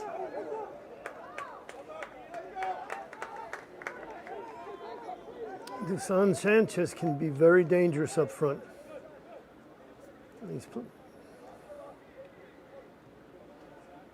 Floated forwards. No, don't. Aldridge on the spin. Took a deflection. It's a corner kick. Coach Fitzgerald prowling the touchline anxiously. Every senior of him wishing he was on that field himself to be the 11th man. Corner taken short. Referee waving New Haven back. They weren't very pleased with that. I'll take it short again. Looping ball towards Umini. Cleared out by Sanchez. Vasic. Aldridge tried to shape it towards the far post. Cut ball by Gannon, who's looked very assured overall in between the sticks this evening. Young goalkeeper, and lots of maturity and confidence to him already. Not much of an option for him to aim for, and it's right back with New Haven. Price.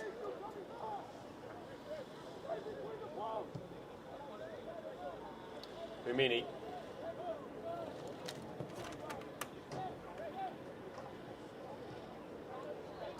Price.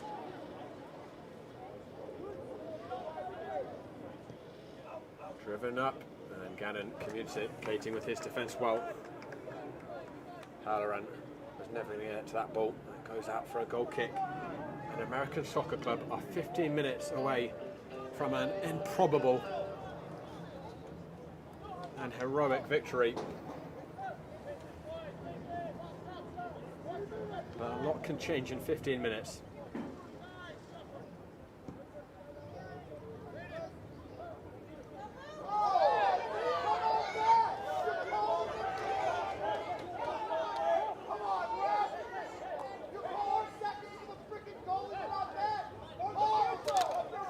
Held up towards Sanchez.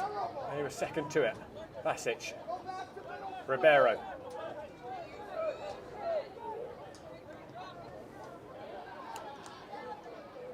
Price.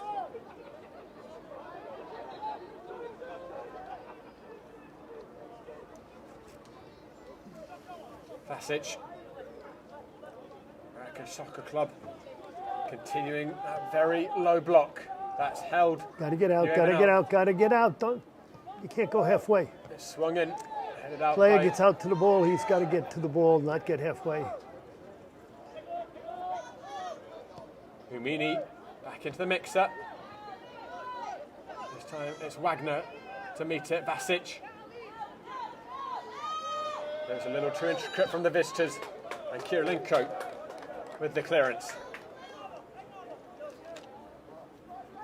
The siege continues.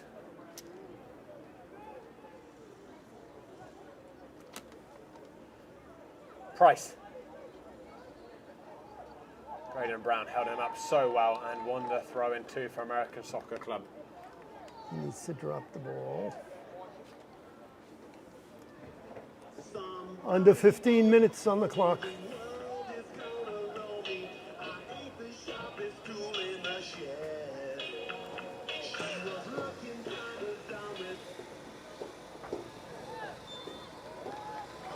Of course, he held him down. I mean, you got to call that one. I think there's a lot of tired legs out there. The pace of the game's changed quite a bit. Certainly understandable. If this scoreline does hold, New Haven are going to see it as a massive opportunity missed. If they'd won today, it could have been as far as 8 points clear of American Soccer Club outside the playoff zone. With this result, they are pulled right back into the thick of it. American Soccer Club will be just 2 points away from New Haven. Santa Cruz playing this evening against Osnabrück, who are bottom of the table. If Santa Cruz win that, then New Haven and Santa Cruz will be level on points. Swung across the 6-yard box. Cannon got a touch to it. That was a nerve-wracking few seconds for American Soccer Club. That loose ball could have gone anywhere. It was actually a got the keeper? Loose ball that hit Gannon on the head.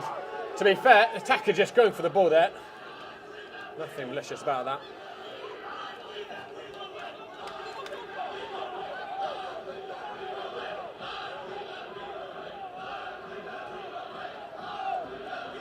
I think he hit him though after he came out and made the save.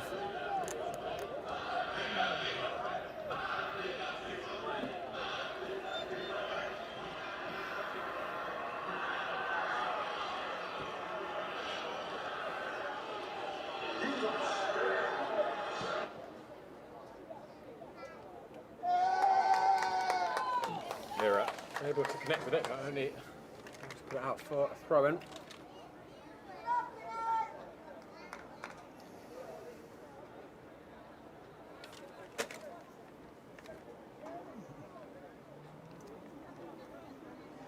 ASC only has 3 players committed, which is fine. I'll tell you the other bit of hidden drama.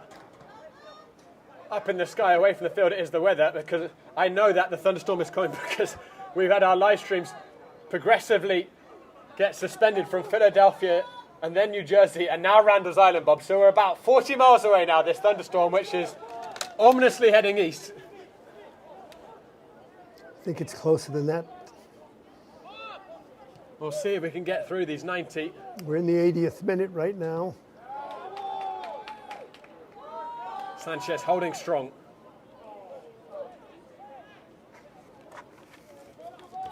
That was a good no call on the ref's part. They were shoulder to shoulder.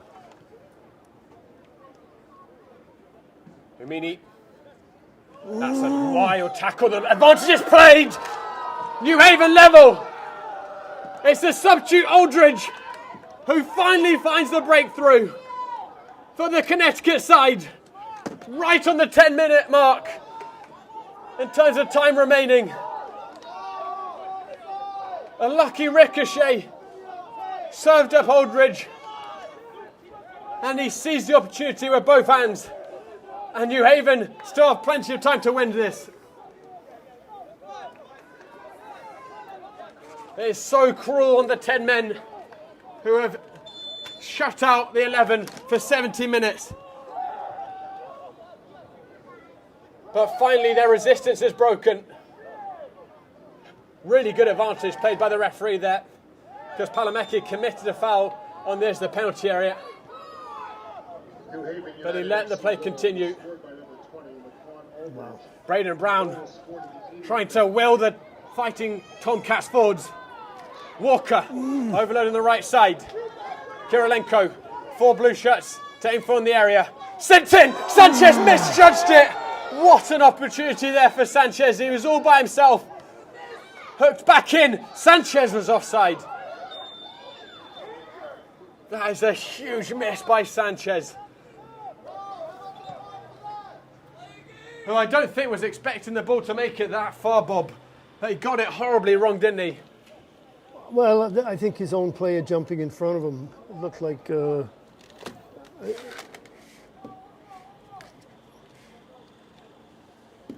looked like Braden jumped first and threw off his timing. I think he wasn't ready for it.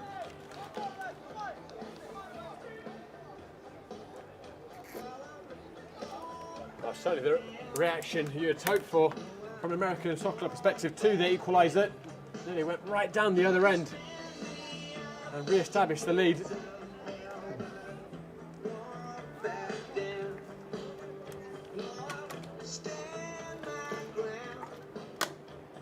Braden Brown back to his feet.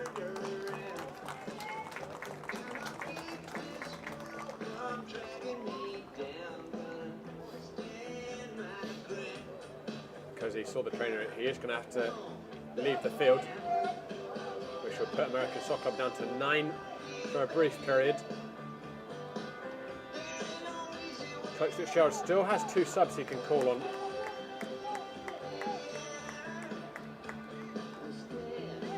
When Mira walked off 10 minutes into the match, American Soccer Club, I'm sure, would have taken the point, but with this late equaliser, it will leave a much more bitter taste in their mouth. Mind you, it could get worse. There's still time for New Haven to go on and win this. American Soccer Club looking for a second like they're going to get an unlikely goal to re-establish the lead, but you would imagine they're going to be back with their backs against the wall for these remaining moments. Braden Brown allowed back onto the field.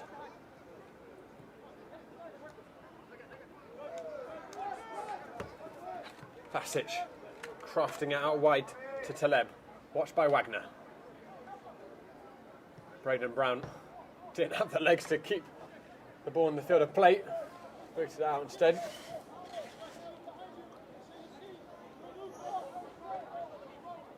Umini.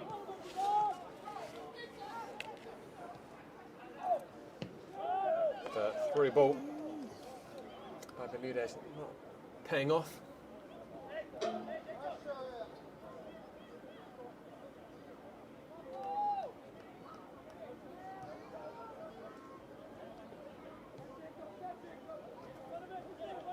Umini.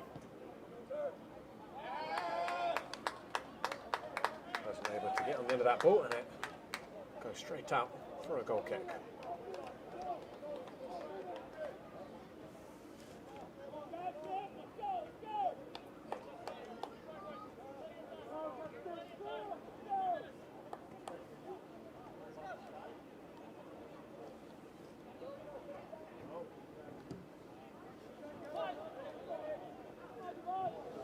Braden Brown and Sanchez clattering into each other, thankfully.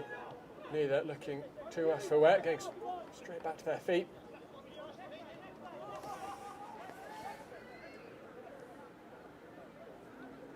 Price.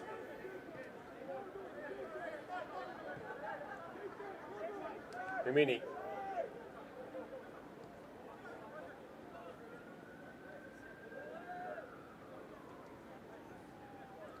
Price. Taleb. Is it to Ribeiro? Floated over the top. Gannon has been so alert in his penalty area this evening.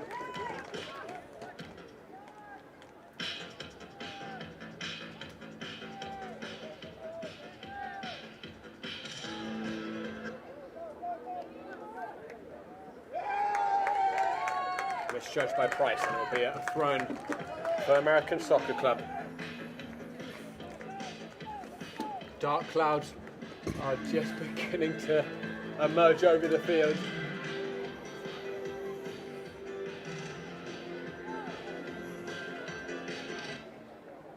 Sanchez. Didn't have much on in the area, did about the best he could there. And now here's a break for New Haven. Aldridge has managed to ride that tackle from Palameke, temporarily checked, but still with it. Aldridge, can he find a second? A foot wide. Got into the right position, but just shanked that shot.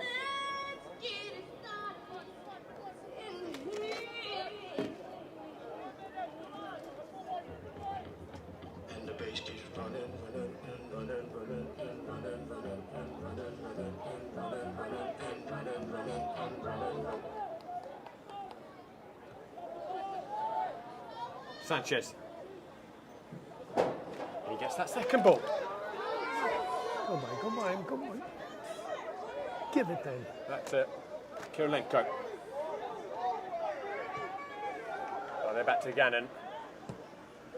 He sweeps it up. Braden Brown coming back from an offside position. 3 minutes remaining and Mitchell Athletic Complex. Palameke giving the 10 men the lead in the first half, and they defended much of the second period until the substitute Aldrich has brought us back to parity. It comes towards the far post. Mirror! What a save by Gannon! Fabulous save. What a save in a big moment. Mirror caught that so sweetly. It looked as if it squirmed between Gannon's legs, but he got just enough on it, and then his hands preventing him from squirming over the line. If they too come away here with a point or even 3, American Soccer Club will certainly remember that moment. Really well caught on the half volley too by Gannon.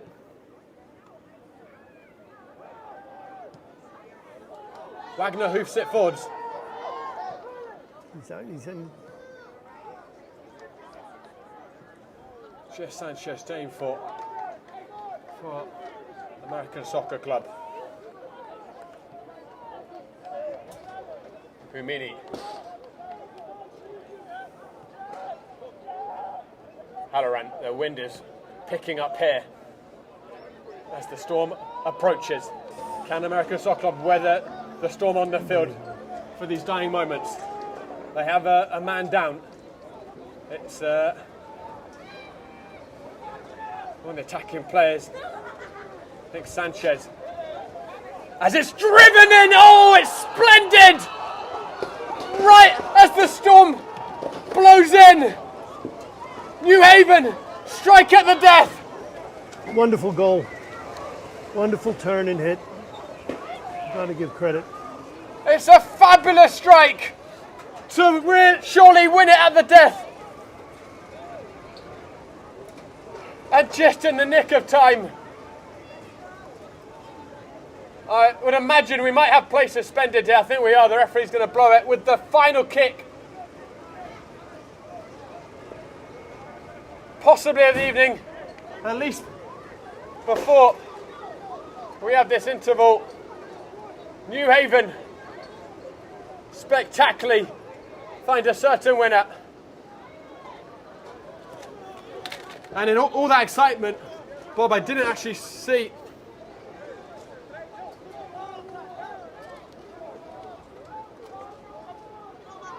It all started when Dusan got fouled from behind and there was no call, and they get their possession back.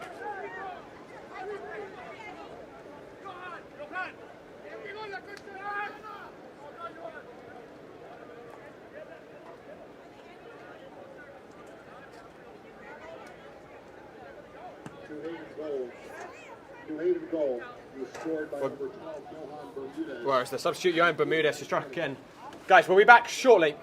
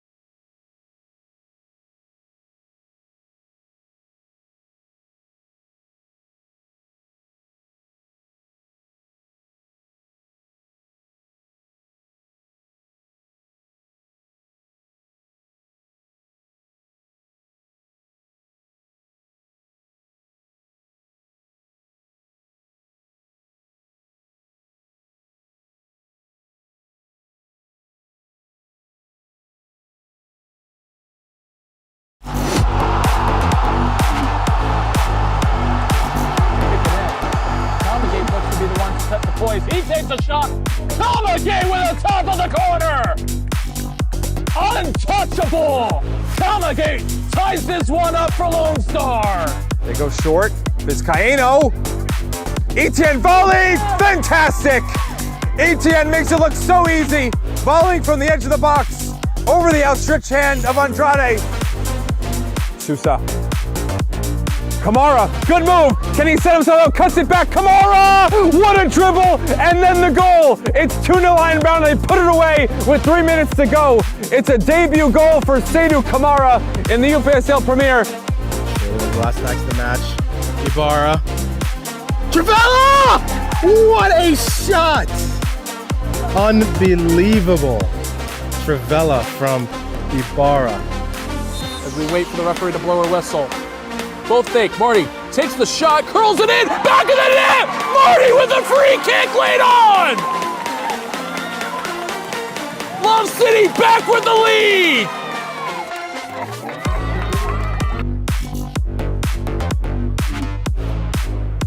Matt Oval now comes forward. Gonzalez, quick passing in the midfield. A great ball behind the line. Bernard now. White shots to his right. Matt Oval 3. Lorient towards the top of the box, towards Merchant, who will line up his right. Merchant! That's mesmeric for Merchant. A lovely strike. With point and difference. Find a little flick there. And the shot is in. Here we go. And it's a beautiful goal. Renegades. What a shot. A bullet into the top left corner. Milton Campos.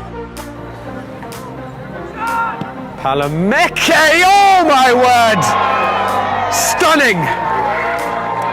It's an explosive Colombian thunderbolt straight into the back of the net. Keenan with 2 humongous saves here at the end. Lansdowne looking for a winner. Still pressure, there it is! Over Keenan, not enough pressure outside the box. And Lansdowne have flipped the score with 2 goals in the second half.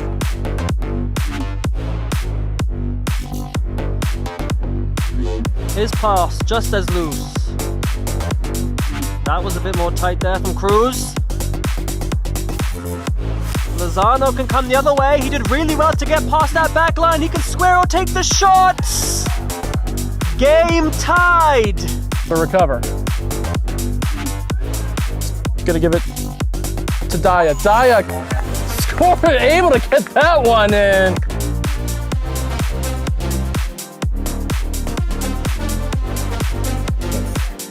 Breslin.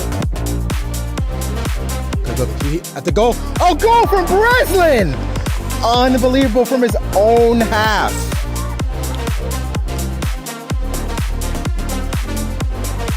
Castillo takes a shot, and it's a beauty in the top corner.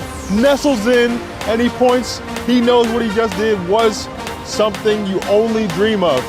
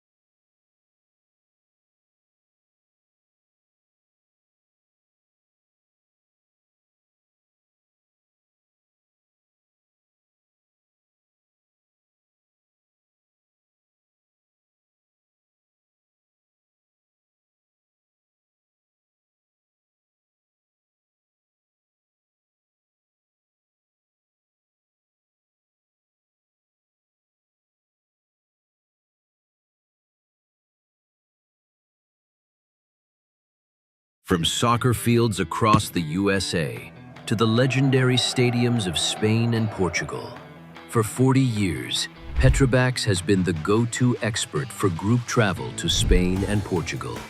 We organize soccer group trips from start to finish, flights, hotels, transportation, and guided tours, all perfectly coordinated by our experienced team. Your trip can include attending La Liga and Portuguese Primeira Liga games, matches against local teams, pro training sessions, and even tournaments. As true experts in Spain and Portugal, we'll ensure you also experience the rich history, vibrant culture, and incredible food these countries are famous for. Celebrating 40 years of crafting unforgettable journeys to Spain and Portugal.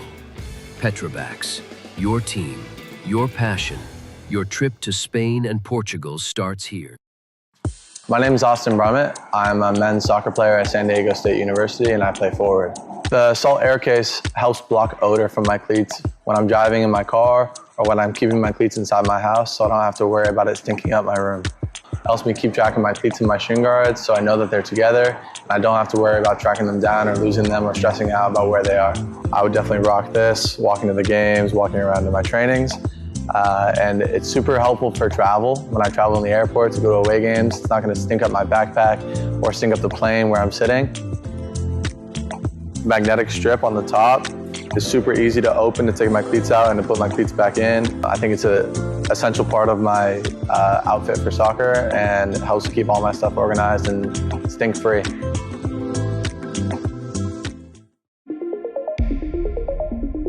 A quality highlight reel is crucial for college and pro recruitment.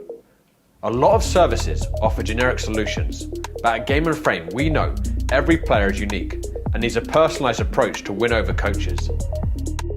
Our process is simple. We work with any footage, and if you need help finding your best plays, we'll review games for you. Once we've finished, you'll have a reel you can upload to any recruitment platform. We've helped hundreds of players get the attention they deserve, including placements in Division 1 programs. Scan the QR code or email us for a free consultation and start the journey to maximize your recruitment potential.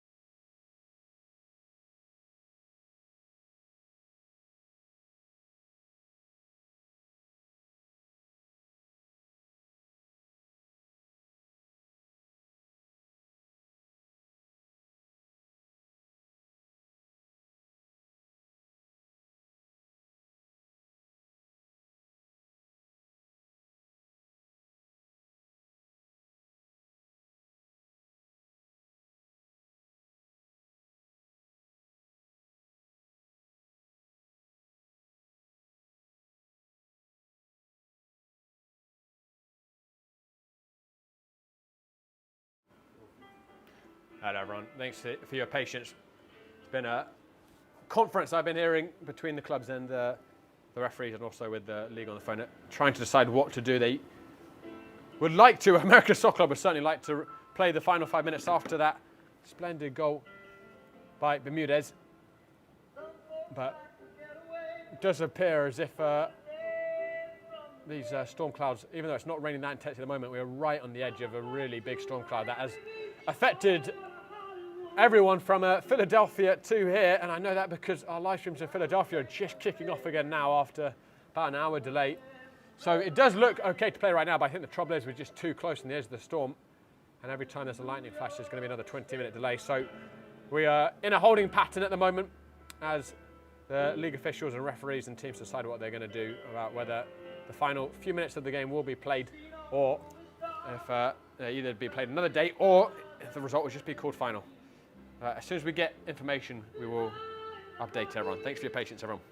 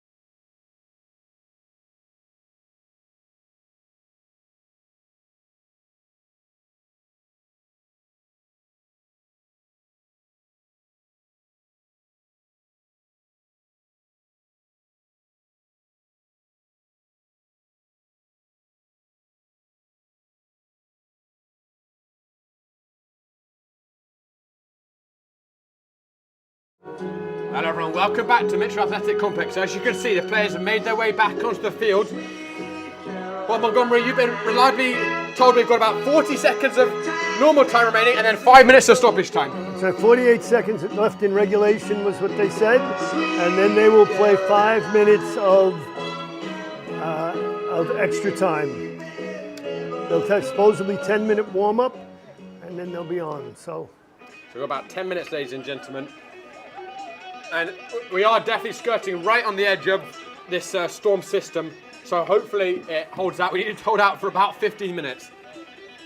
Of course, right before the game was postponed, literally the final kick was a spectacular one by Bermudez to make it 2-1 to New Haven. They scored 2 goals in the final 10 minutes.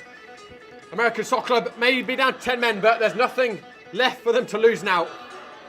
They've got to throw the kitchen sink at New Haven.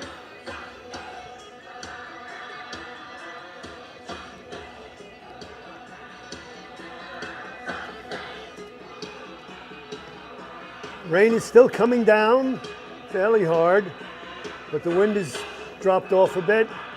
And if we can get through this warm-up and shortened game without any thunder, without any lightning in the area, we will have a completed match.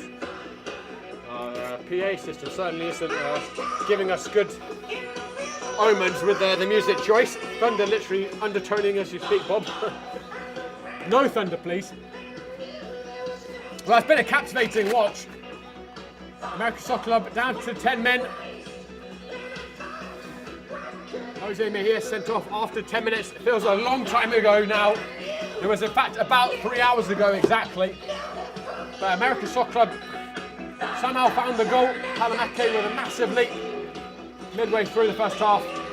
And they were getting agonisingly close to a huge victory, a priceless victory for their playoff hopes. But Aldridge finishing with about 10 minutes left, and then Bermudez with a stunning goal on the 89th minute, right before, or I'd say actually right after the storm hit us. The referee had the whistle on his lips to abandon it, but thankfully from a New Haven perspective, and I think a neutral perspective, we got to see that worldie of a goal hit the back of the net. Great goal, what a great finish. Took it on the turn, took a great touch, and I was up in the upper corner.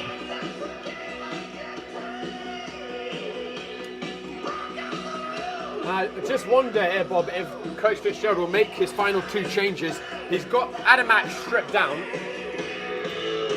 and he also has Nicky Rojas on the bench.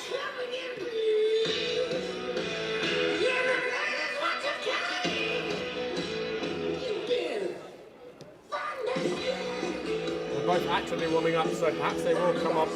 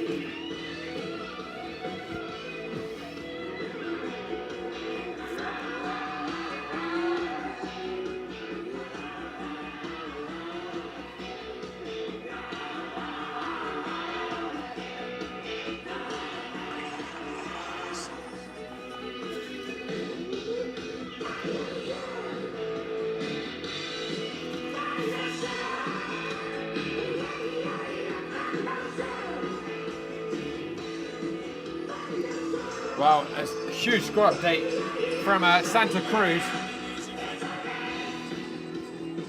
They scored in 86 minutes, Santa Cruz against Osnabrück. So Osnabrück shut Santa Cruz out until late. It looks as if it's full time there. It's hard to be 100% sure if the game was suspended at any point, but I think that's a full-time whistle that Santa Cruz have beaten Osnabrück. So that's very bad news for American Soccer Club with this current scoreline here as well. That would mean New Haven and Shockers, we don't know Shockers' score yet, but Shockers already a long way ahead of the pack.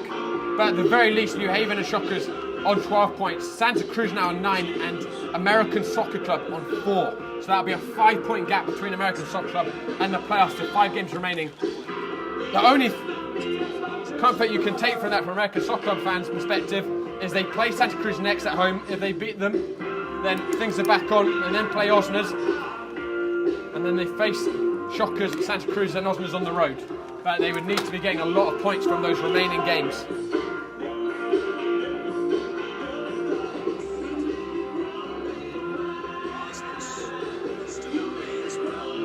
So that is the full-time result. That Shockers have Santa Cruz have beaten Osners 1-0.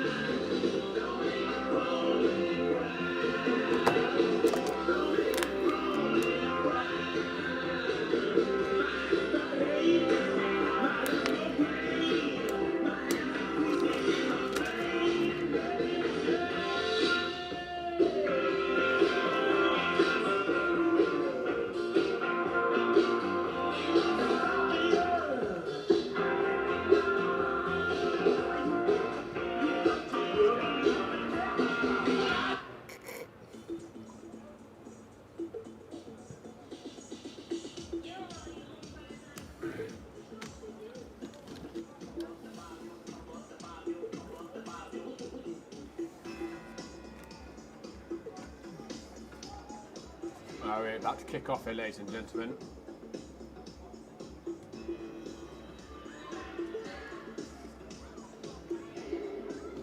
Obviously no one was wishing for a lightning delay, Bob, but does this, given it did go to 2-1 right before this postponement, does it favour American Soccer Club to have had this period to recover a little bit, given they've played so much time down to 10? Do you think their legs heavier than New Haven's?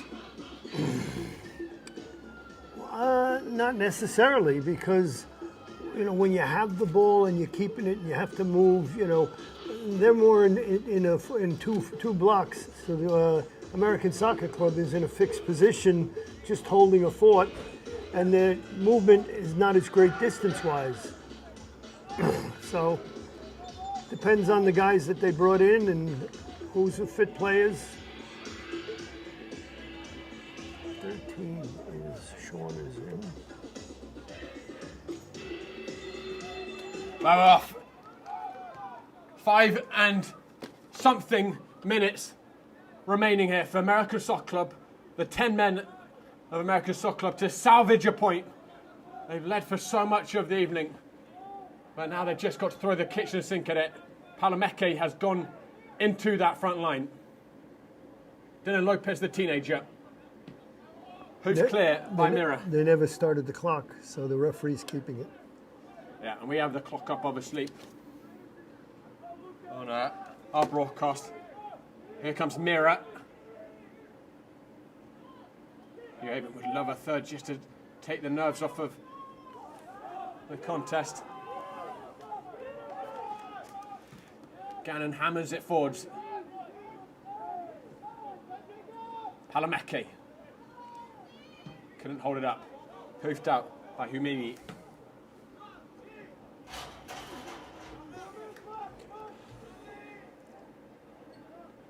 Kirilenko didn't get enough on the throw. Fitzgerald. It will be a throw-in for the Fighting Tomcats. Palamenko is up top. They pushed him up forward, right? Yes, he's up front. 5 minutes of stoppage time, as we had already predicted. A minute of that has already been played. Held in. Headed out. Wagner again. He's had a knack of scoring late equalisers for American Soccer Club. But here they're looking for the service from Tommy Wagner. Held in. Across the 6-yard box. Lopez. Sanchez couldn't squeeze it through all the red shirts. Hat clear by New Haven. Yeah. That was not quite the clearance Gannon was looking for. And he's miles off his line now. No one able to read the bounce. Referee's going to try and play the advantage, and that's a good decision by the ref, because just for a second, Sanchez looked as if he might be in. It's going to be called back. Fitzgerald impeded.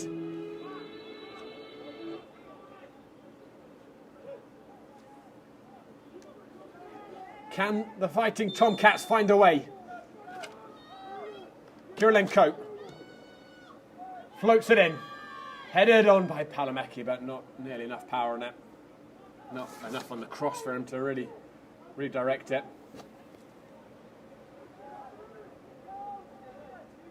3 minutes left.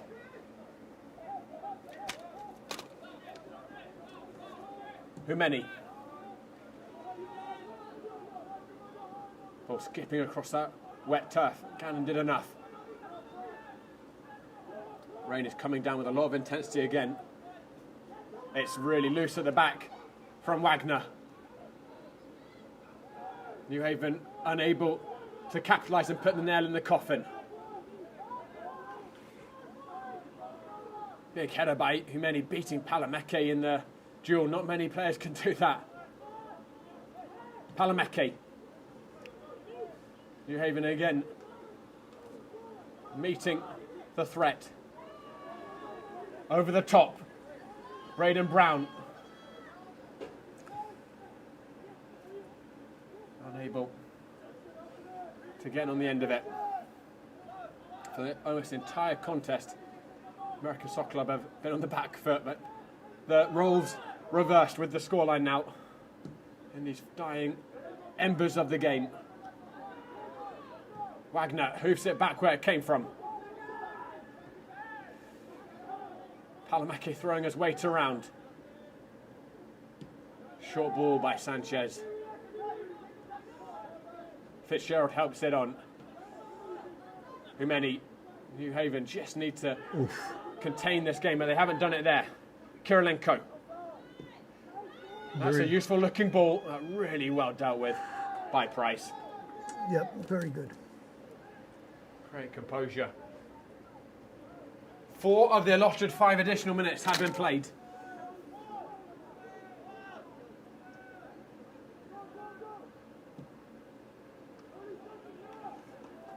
American Soccer Club will get the ball. Can they create one last chance?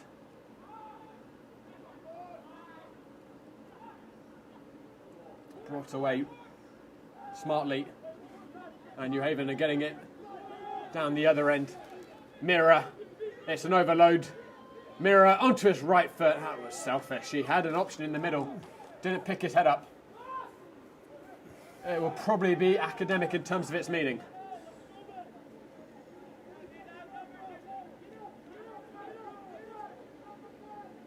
We're counting the remainder here in seconds. Oh, it's a poor ball. Squandered. Thrown for the Fighting Tomcats. Ref looks at his watch. Oh, come on. Popped up. The red wall holds strong again. Still it goes on. Gannon. Flicked on. And again. And Palamecki may be in behind. Palamecki! Yeah! Oh my word! Do not scratch your eyes! American Soccer Club have pulled off the miracle! With the very last kick of this attritional stormy night, Ezekiel Palamecki equalises at the death. What a brave performance. That was phenomenal. A couple of flick-ons and holding off a different player and getting a nice shot and placing it in the corner of the I said in a previous broadcast that I thought Palamecki is thinking about becoming the leading scorer on this club, and he's headed there right now. It's his third goal of the season, his second of the night. And this one really means something. When the Butcher's Bill is counted at the end of the season, and we're looking at who has made the playoffs and who has not, that goal might be the difference.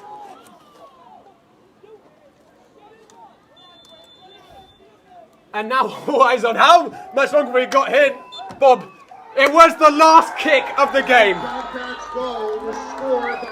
Astonishing drama at Mitchell Athletic Complex. The 10 men showed true fighting spirit, and when everything seemed against them, they found a way at the death. Ladies and gentlemen, the final score, New Haven United FC 2. And it's going to be a long car ride home for New Haven. Now isn't it to New Haven, Bob? They're going to be bitterly disappointed because that is truly 3 points thrown away. Well, how many times have we talked about how close these teams are in the league, and it's going to be a toss-up at times who could win. And enjoy the rest of your weekend. Well, Bob, a pleasure to have you out here. This was one of the nights to remember. Guys, we're going to try and get an interview really quick. I think we have to after that, even though it's very late. We're going to go to our goal of the month and then add break. Bob, thanks so much for sticking it out through this weather. We will be back very shortly, guys.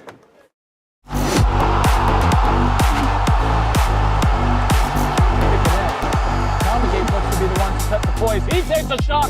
Kamagate with the top of the corner. Untouchable. Kamagate ties this one up for Lone Star. They go short. Vizcaíno. Etienne volley. Fantastic.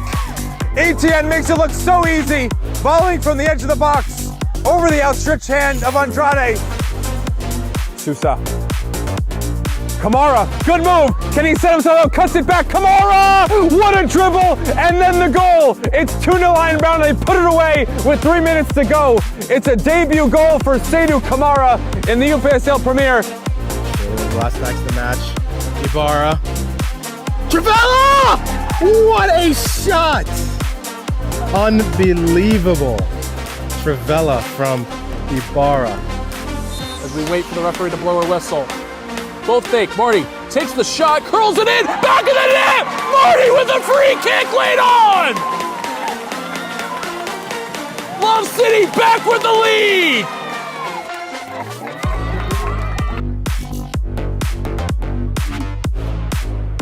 Matt Oval now comes forward. Gonzalez. Quick passing in the midfield. A great ball behind the line. Bernard now. White shots to his right. Matt Oval 3. Lorient towards the top of the box, towards Merchant, who will line up his right. Merchant! That's mesmeric for Merchant. A lovely strike. With point and difference. Find a little flick there. And the shot is in. Here we go. And it's a beautiful goal. Renegades. What a shot. A bullet into the top left corner. Milton Campos. Palamecki, oh my word! Stunning! It's an explosive Colombian thunderbolt straight into the back of the net. Keenan with 2 humongous saves here at the end. Lansdowne looking for a winner. Still pressure, there it is! Over Keenan, not enough pressure outside the box. And Lansdowne have flipped the score with 2 goals in the second half.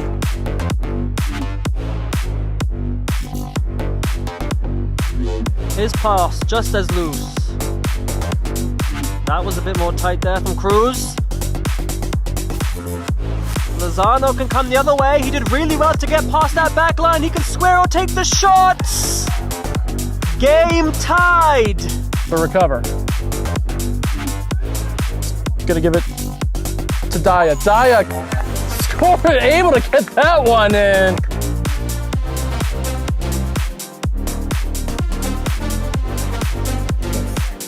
Breslin. At the goal. Oh, goal from Breslin!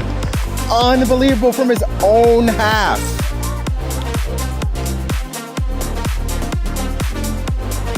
Castillo takes a shot, and it's a beauty in the top corner, nestles in, and he points. He knows what he just did was something you only dream of.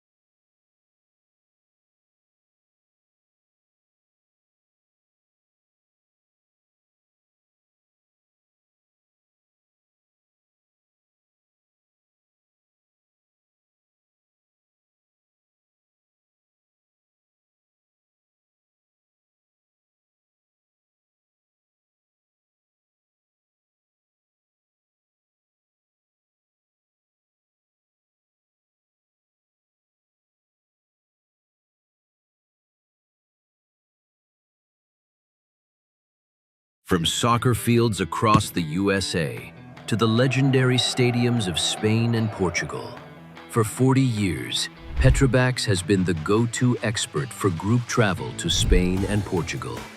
We organize soccer group trips from start to finish, flights, hotels, transportation, and guided tours, all perfectly coordinated by our experienced team. Your trip can include attending La Liga and Portuguese Primeira Liga games, matches against local teams, pro training sessions, and even tournaments. As true experts in Spain and Portugal, we'll ensure you also experience the rich history, vibrant culture, and incredible food these countries are famous for. Celebrating 40 years of crafting unforgettable journeys to Spain and Portugal. Petrobax, your team, Your passion, your trip to Spain and Portugal starts here. My name is Austin Brummett. I'm a men's soccer player at San Diego State University and I play forward. The Salt Air Case helps block odor from my cleats when I'm driving in my car or when I'm keeping my cleats inside my house so I don't have to worry about it stinking up my room. It helps me keep track of my cleats and my shin guards so I know that they're together and I don't have to worry about tracking them down or losing them or stressing out about where they are. I would definitely rock this, walking to the games, walking around to my trainings. And it's super helpful for travel. When I travel in the airport to go to away games, it's not going to stink up my backpack or stink up the plane where I'm sitting. Magnetic strip on the top is super easy to open to take my cleats out and to put my cleats back in. I think it's an essential part of my outfit for soccer and it helps keep all my stuff organized and stink-free.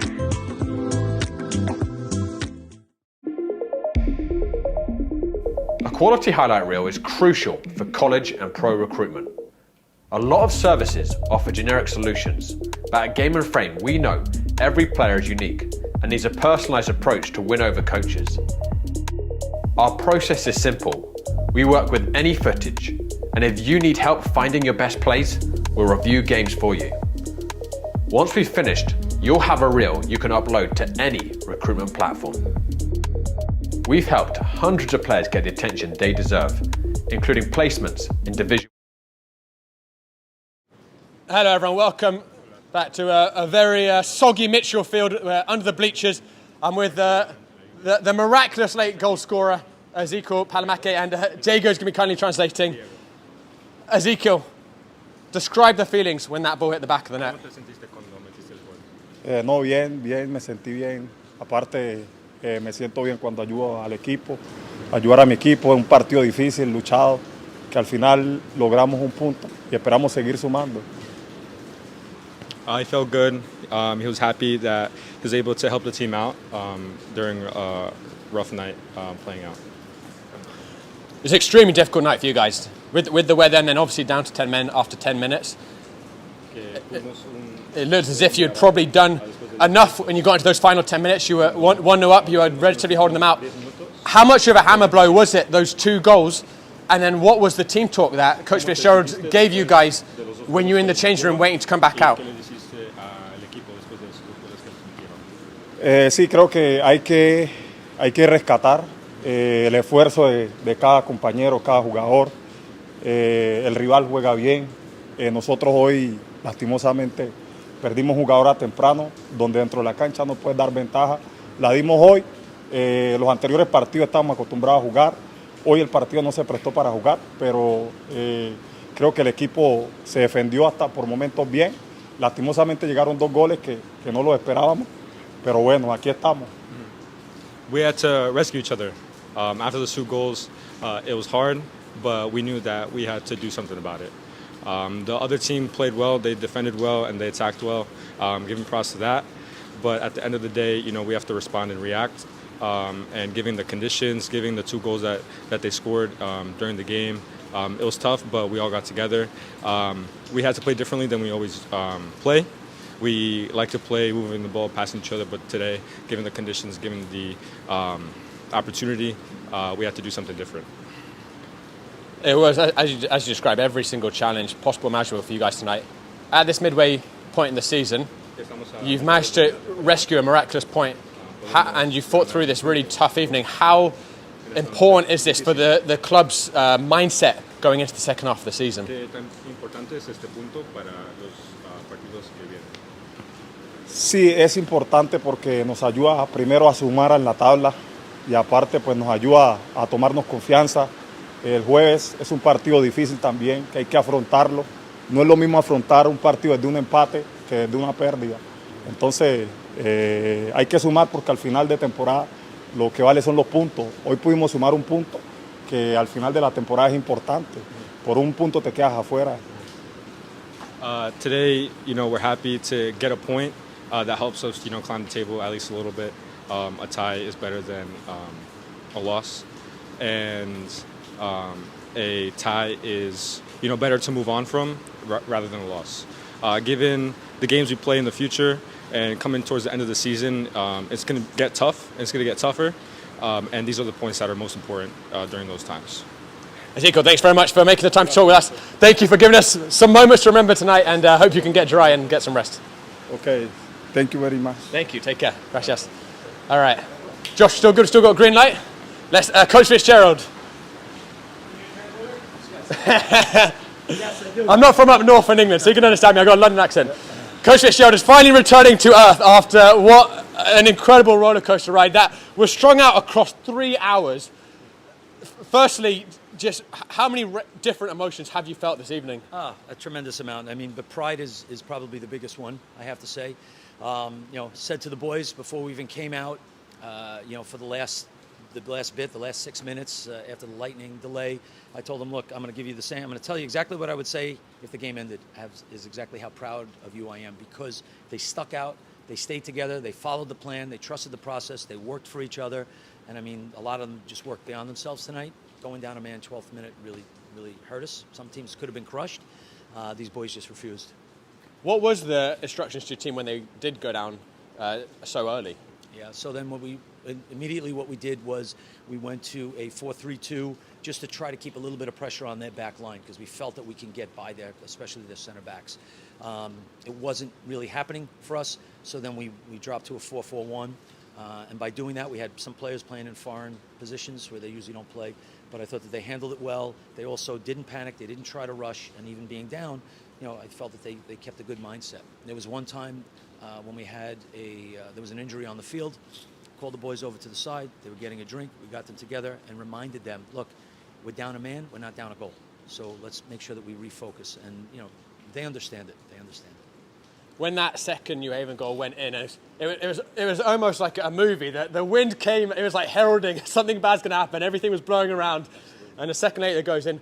Did you think at that point that's probably us dead and buried, or because as you said, your boys had given so much just to get that point, playing down to 10 for such a long time? I mean, to be totally honest, yes. I mean, I thought it could have been, but you know what? We do have a never say die attitude, no matter what. So as much as that happened, and they were very dejected. First of all, it was a great shot, by the way. Taking nothing away from their player. He hit the upper 90.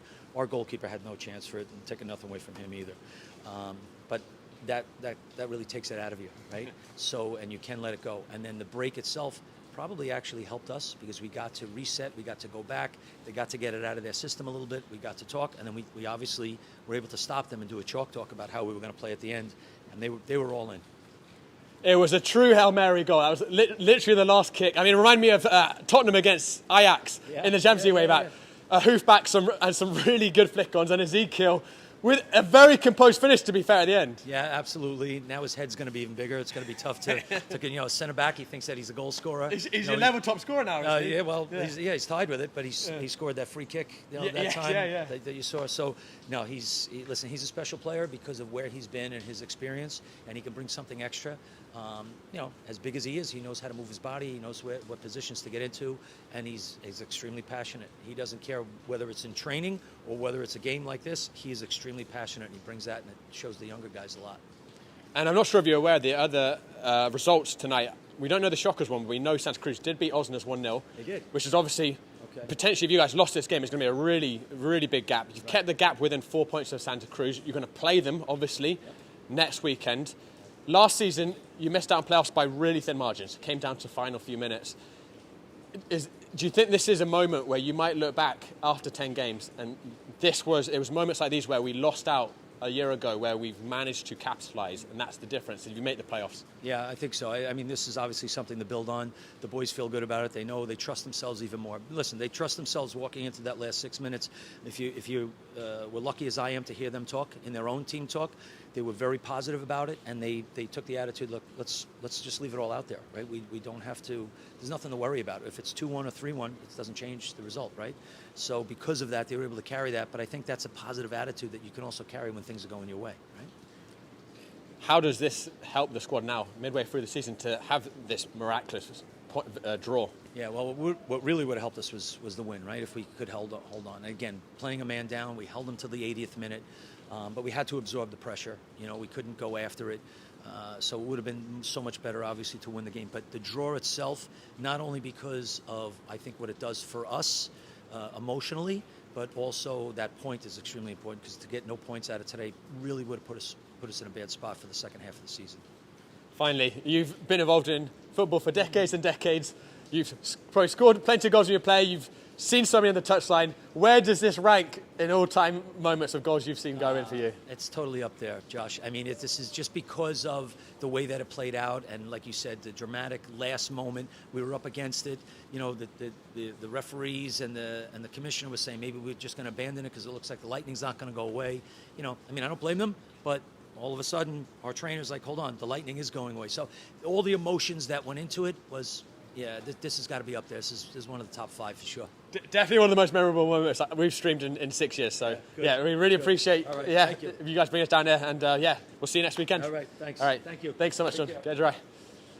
All right, guys, well, that just about does it from us here at Mitchell Athletic Complex. What a night to remember here. American Soccer Club were leading until the final few minutes, down to 10 men, back against the wall. New Haven looked as if they'd turned the game around going into that lightning break, but then American Soccer Club came out all guns blazing. The 10 men threw everything they had, and with the very last kick of the game, Ezekiel Palameke delivered a miraculous equaliser. We'll be back here next weekend for American Soccer Club against Santa Cruz. That is a must-win game for American Soccer Club, still for their playoff aspirations, but they've been given a hell of a boost from the result tonight.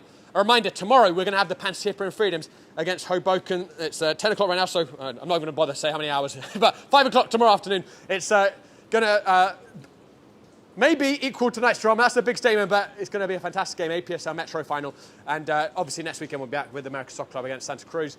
Big thank you to Josh Ojokwu for staying around for this wet, difficult night. Thank you to American Soccer Club for bringing us down here. Thanks to Bob Montgomery in the commentary box. Thank you to all of you for watching. Folks, seeing is believing. We've really seen something special tonight. Hope you enjoyed it as much as we did. Enjoy the rest of your Saturday nights.